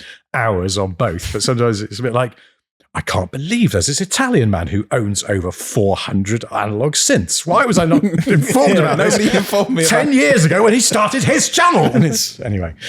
But yeah, apart from that, no, YouTube is, it makes me feel old, because I kind of go, there's certain things, I think even in the very earlier days of YouTube, when there's a lot of jump cutting and things like that, or just people doing things in one-ers, my old school telly head would be like, do a retake or do a cutaway, for God's sake. And it's a bit like, that's just old-fashioned. I'm wrong and they're right, because look, they've got 5 million views and everybody's liked this video. And actually, what he's saying is good and it's fine. You just live with it. But when Johnny Smith and I used to do videos, I originally edited them, and I tried to edit one in a much more kind of like, I'm taking that bit out there. That's just a jump cut. Yeah. And I couldn't live with it.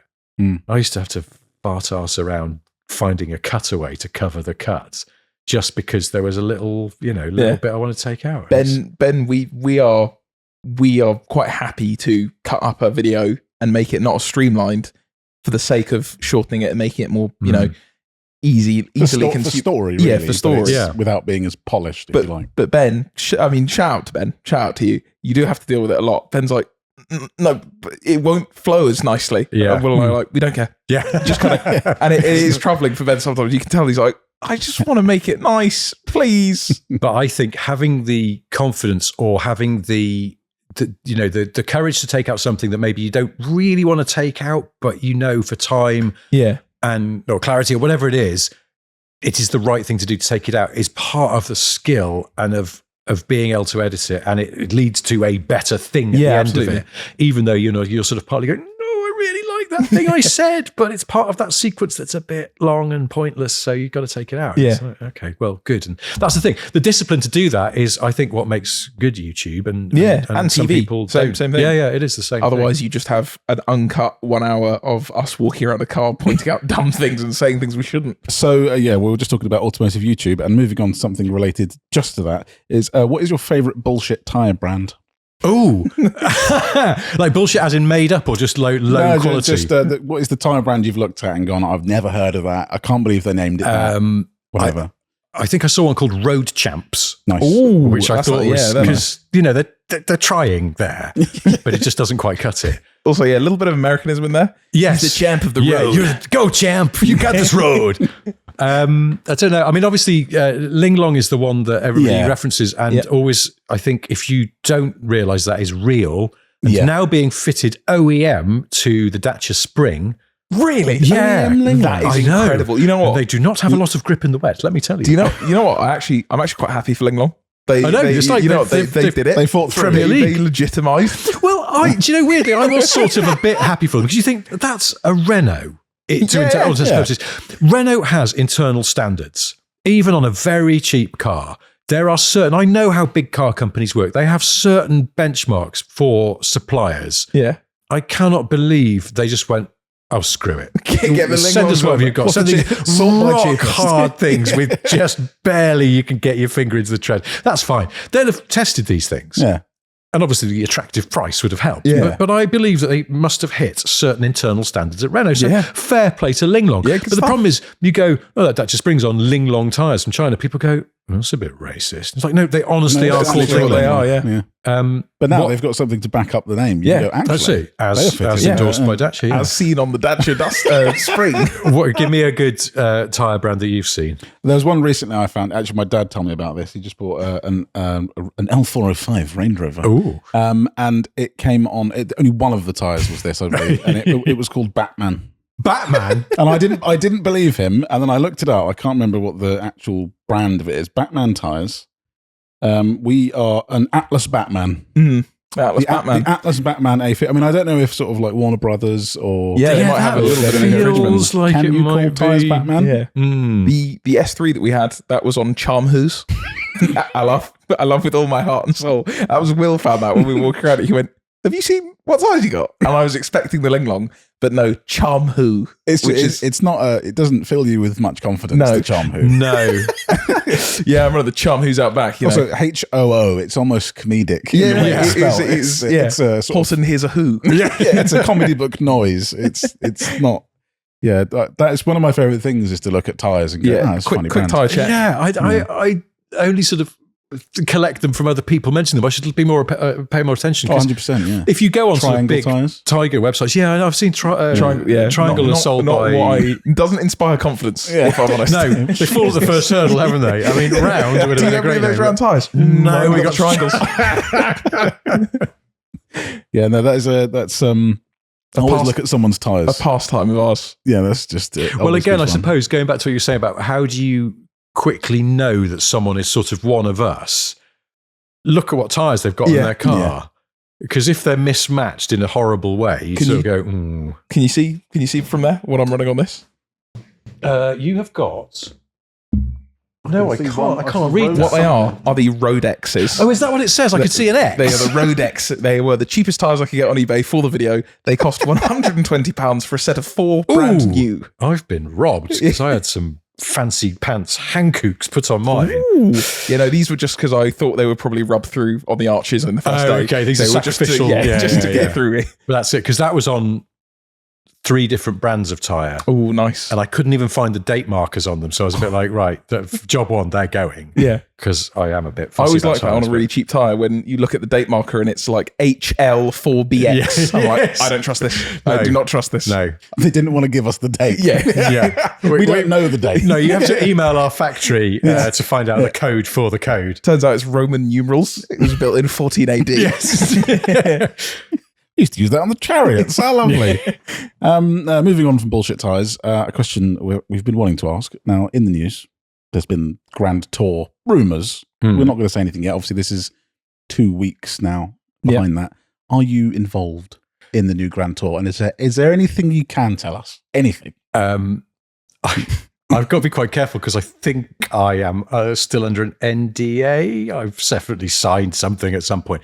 I was involved in the Grand Tour. I am not anymore. Oh. But when it was...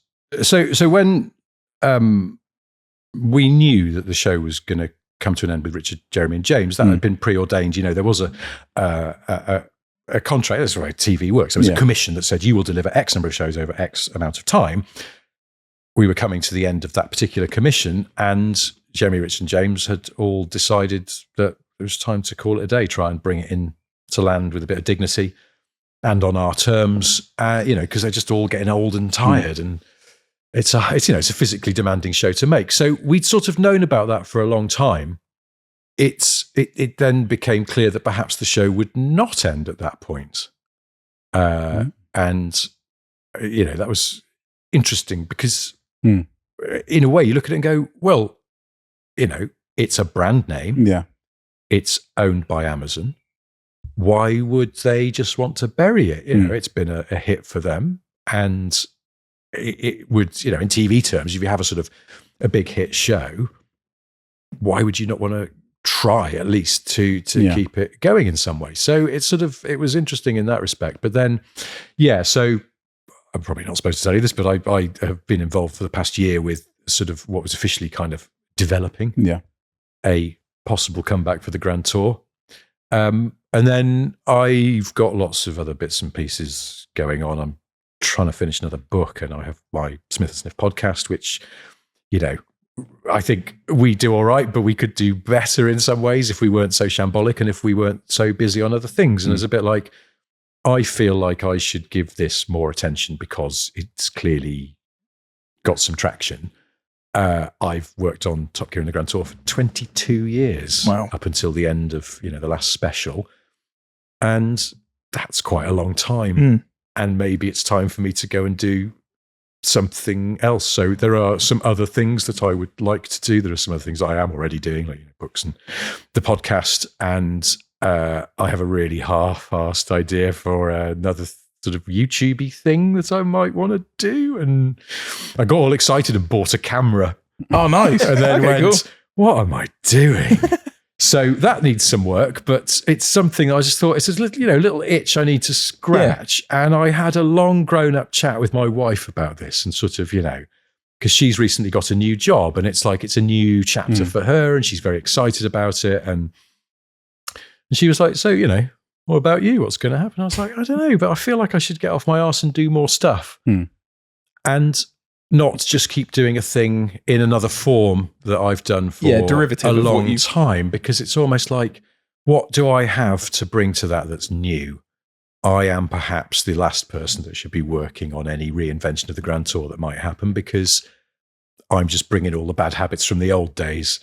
And it would be nice to think that some younger, fresher blood would come in and do some interesting stuff with it. So, I was working with some people on a thing to sort of see how it might be brought back. And then I just went, you know what? I'm going to step off and wish you the best of luck with this. Which is fair enough. After 22 years, nobody can say you didn't try. No, exactly. It's a bit like, well, you're the only one who knows how the photocopier works, you dick. It's not that, because I don't. And I was just a bit like, I've done my time. Yeah. It's more interesting to me to see what other people might do with it. And I just think, because apart from anything else, there are different things you could do, and I don't know what the answer is. I suppose nobody does, but admitting that I don't know what the answer is, it's almost like, well, maybe I just shouldn't be involved then. Yeah. Oh, it's not your problem to deal. Well, that's the other one. It's like going, oh God, I don't know the answer to this question. Oh, that's great. I don't have to answer it. Yeah. It's a question meant for people training to be physiotherapists. I'm out. I don't need it. Now you can be in the comments when it does. Yeah, exactly. This is dreadful. Bring back the old free and that writer. He was amazing. Yeah. That's what I'm going to do. I'm going to be in the comment going, don't think much of this script. Yeah. Writing's gone downhill. Poorly written. No one thought this one out. But it's in the original Top Gear. If only they had someone who knew that they were doing on this project. I'll be really pedantic. Can't help noticing there was a split infinitive there. Was that a reflexive pronoun when one wasn't necessary? Oh dear. That's when you cut a Q50 in half. A split infinitive.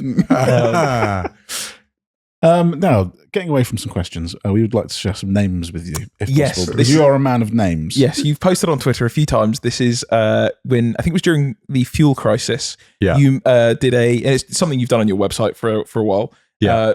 Miles per gallon, perhaps. Yes. Yes. Now, what we actually mentioned it last week in the podcast, we revealed it, that we have 1,500 of these names. Over the last few years, a group of us have created a list. Oh, what? So real people with... Well, these are names that are not names. Okay. But when you say them, they are actually names. Okay, yes. Yeah, so miles per gallon. God. With you, super unleaded, you had? Yeah, and I just because in my head, these were always, Mills and Boon novels, those romance novels. Yeah. These were always characters from Mills and Boon. So the evil vicar was called Rev Counter. Yeah. Well, so the reason that I brought this up is that I while preparing for this, I thought, let me go through the 1,500 names and pull out some automotive ones. Yeah. And we'll run them past you as someone who's also a connoisseur of doing this. Yeah. So these are just a few of the automotive related ones. So we thought would you like to? I struggle to read these. Would you like me to? We've got Susan Percharger in there. Yeah.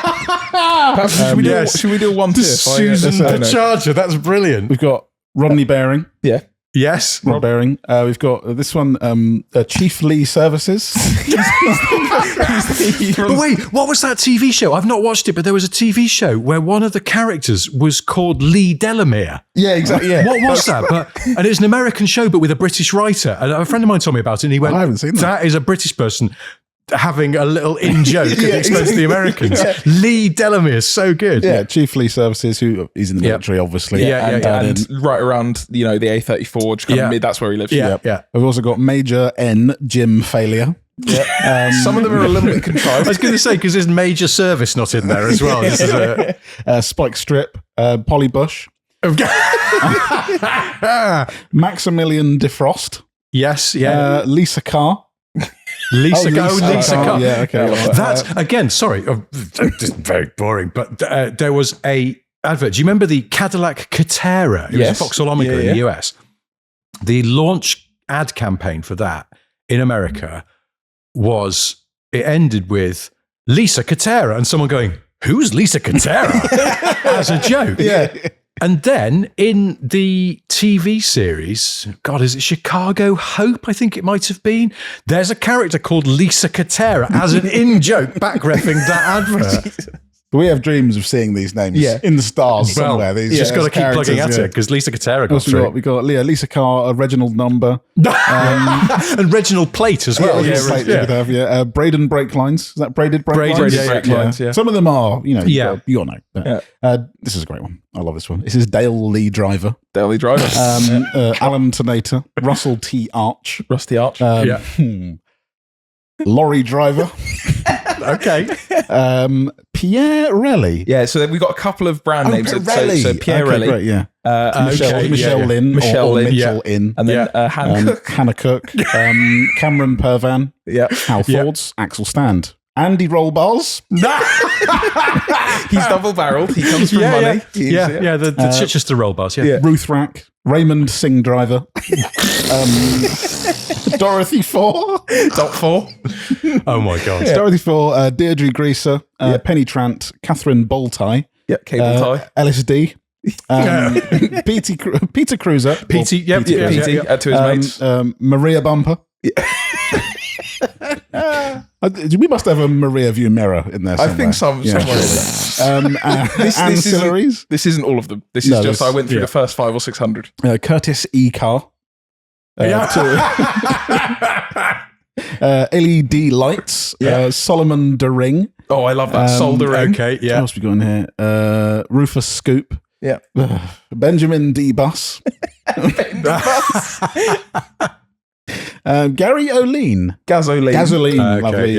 Walter Pump. Tyler Ming Chain. Valerie Van Pesten. Val Van Pesten. Facelift.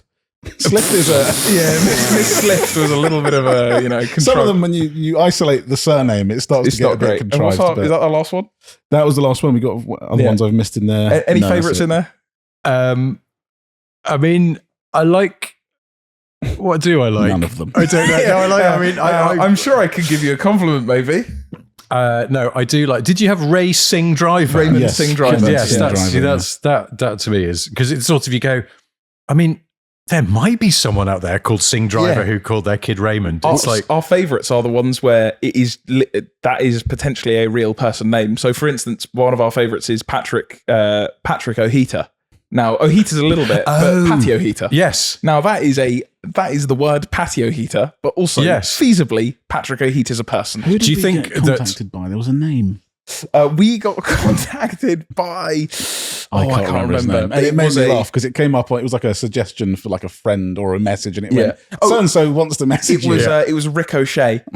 It was come on. It was Rick O'Shea's who got in contact with it, and he's on the list. I mean, that's extremely plausible. That is a name, right?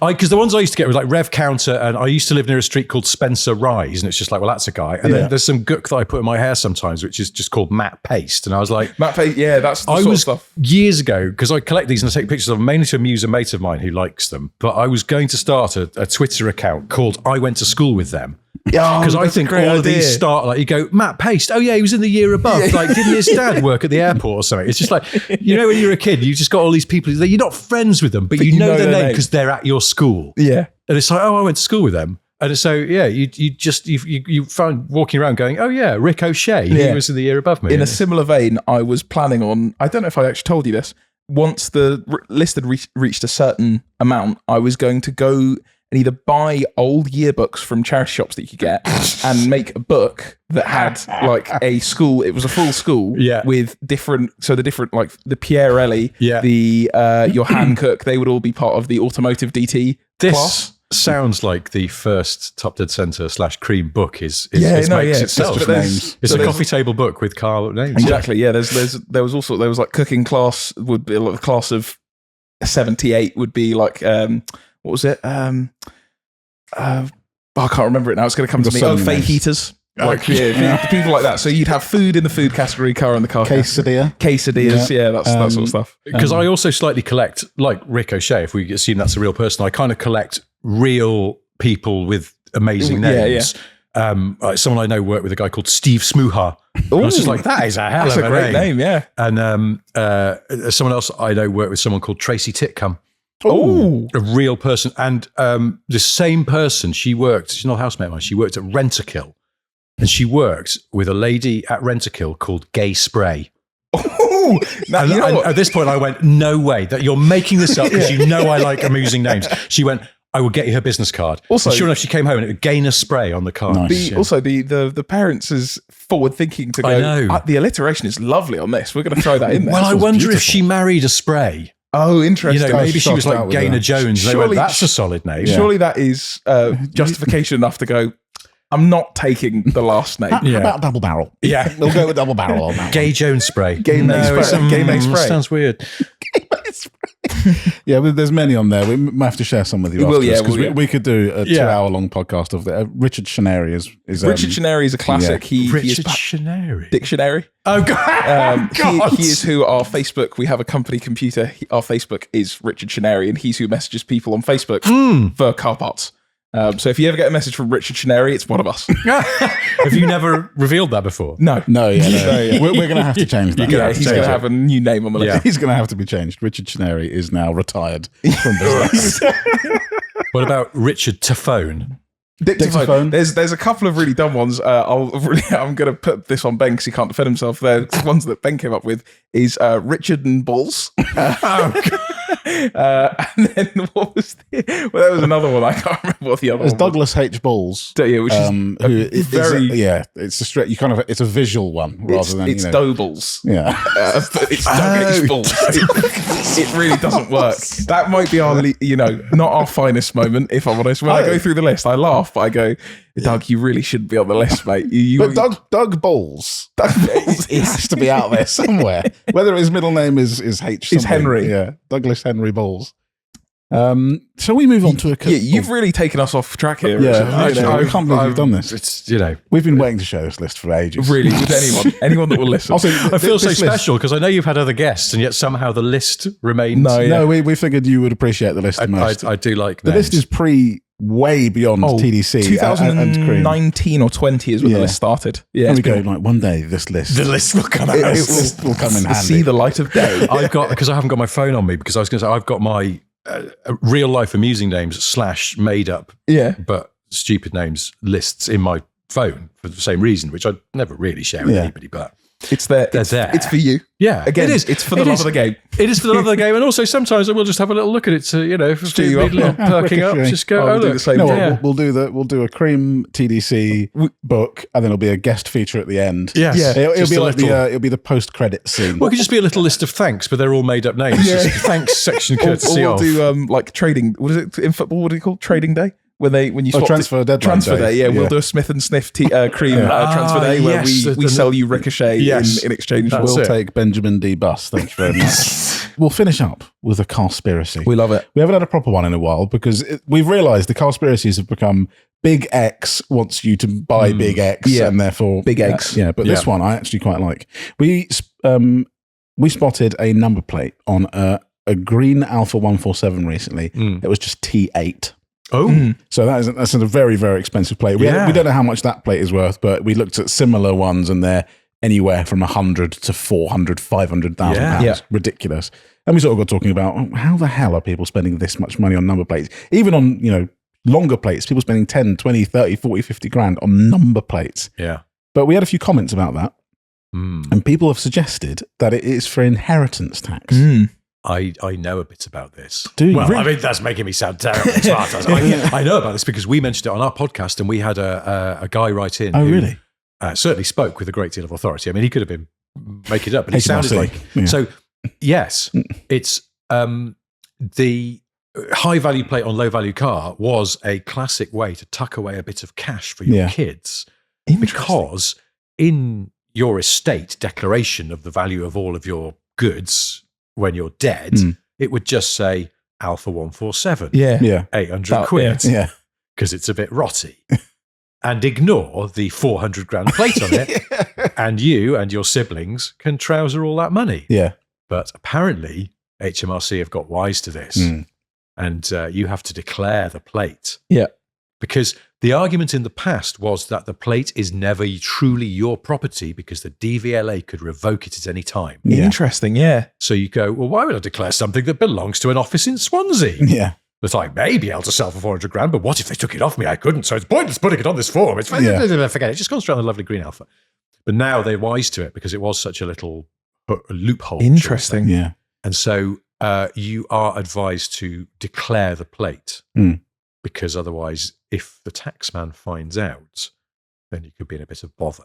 I think they went a bit too far with it, maybe, because they went, right, we need to buy the cheapest car. Yes. Yeah. We will have a £1,000 147 and the £500,000 number plate on it. It's like, if you just got maybe like a 7 Series, Yeah, or something, yeah. maybe gone, do you know what? I can see this Something is a little bit normal. old money. Yeah. That it's feasible that, This is where you two and me, in fact, we could form a business where we provide a service to these, frankly, tax-dodging felons. Where we recommend a car that looks flash, but we know is not actually worth that much. So an old 7 Series is a great case in point. Lexus LS, something like that, Jag XJ. Yeah. The taxman, hoping they don't know about cars, would go, ooh, Yeah. big Jaguar. Someone's doing well. No wonder you've got the plate A1. It's an E38, but it's a 728i. Yes. It's just, it's Get that badge 1,500 off. quid. Get that badge off. 1,500 quid. Yeah. This one's individual. Oh, okay. A 750IL. Because I do think, not to cast aspersions though, that I think you do see sort of older cars, particularly sort of older Range Rovers and Subaru Outbacks and things that do have not super flash private plates on, but they may just have, 3 letter 3 numbers. Yeah, exactly. Yeah. And that's just old money. How old's your car? None of your damn business. Yeah. Because they know it's 12 years old. Although actually, I think real old money doesn't give a toss. No. Their legacy is like 15 years old and covered in Labrador hair because they don't, talking about money is vulgar, but there is definitely a sort of quietly wealthy. They don't want to speak about it. So like those, do you ever read about those people? I don't know if they still exist, who would buy like a new Bentley Turbo R or something every year or every 2 years, but always get exactly the same spec. Yes. And have the same very vague, unmemorable private plate put on it. Yeah. So no one would know. It was Only they would know they'd got a new car. And I was just like, wow, that's kind of cool. Yeah. Again, Sort of pointless though. I mean, it's a Turbo R. They've not changed very much. Why are you doing this? for the love of the game. Yeah. It always comes back to it. I think like the same again. Yeah. That's it. That was delicious. Can I have another one, please? The usual? Yes, please. It's like, weren't you in here last night? Yes, I was. And yes, I will have the chicken madras again, please. It was so good. I like what I like. Yes. Sue me. So that's a solved conspiracy. That's incredible. Sorry, I feel like I've not played the game properly. Well, no, yet, because but- No, the thing we is, like it. It's we good. went away and asked our old mate Chad GBT, about it, and it said the same thing. It said it was a loophole back in the day, but nowadays they've got wise to it. Yeah. And if the plate is anything, is around 10 grand or more, they will be be on the lookout for it. If it's before that, you might be feasibly, I didn't know it was just on there when I bought it. But if it's anything more than that, they will go, you knew that was worth money. Yeah. So I wonder if we won't see these around, because I used to enjoy seeing like Tat with a good plate, really sort of like a manky Cinquecento or something, but it had the plate like Royal One or something. You go, now hang on a sec, that's not Princess Margaret in there because she's dead. So what's going on here? T8 has since moved. Since we mentioned T8, we mentioned it on the podcast, and a load of people went, "That's not on a 147."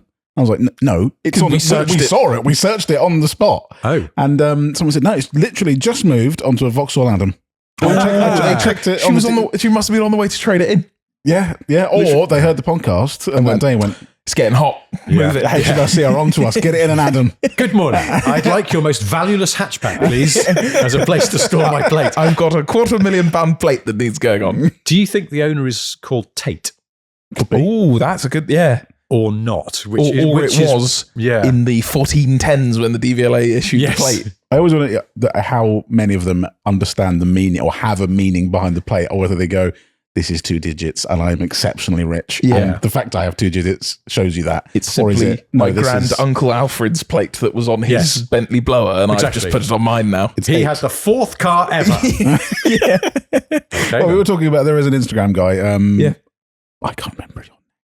Very, very posh. He's exceptionally posh. And all he does is talk about number plates. And he will say, this is number plate B3. And this number plate was registered in Oxford in 1927 to the Duke of York. Also, because of his accent, I believe him. Yeah, I'm like, that's true. You know, that's your mate, right? You know that. You grew up with him. Yeah, I don't know where he gets his information from, but it's very very just interesting. making it up. Yeah, it's like those incredibly long car adverts. You know, you see it a lot where they'll go, she was purchased by a Dr. Wilson Carruthers of Elmdale Lane in Leamington Spa. You're like, just tell me about the actual car now. Yeah, it feels like lies now. Yeah, it does feel like it's too elaborate, isn't it? It's like, because you go, how do you know this stuff? My favourite part is on those just jumping halfway through out of context to see what you get, because more often than not it'll be like, and it was in that summer that I moved over to Germany. Whoa, hold on, this is a Cortina for sale. I know, exactly. It's worth $4,000 and you're going, Berlin was no time for lovers in 1964. Yet Clarissa and I, well, just tell me if it's rusty. It's got no MOT, by the way. Viewing on appointment only. You've forgotten to put the mileage in, but it's got basically a novella about his youthful exploits. One last question to end, a short and sweet one.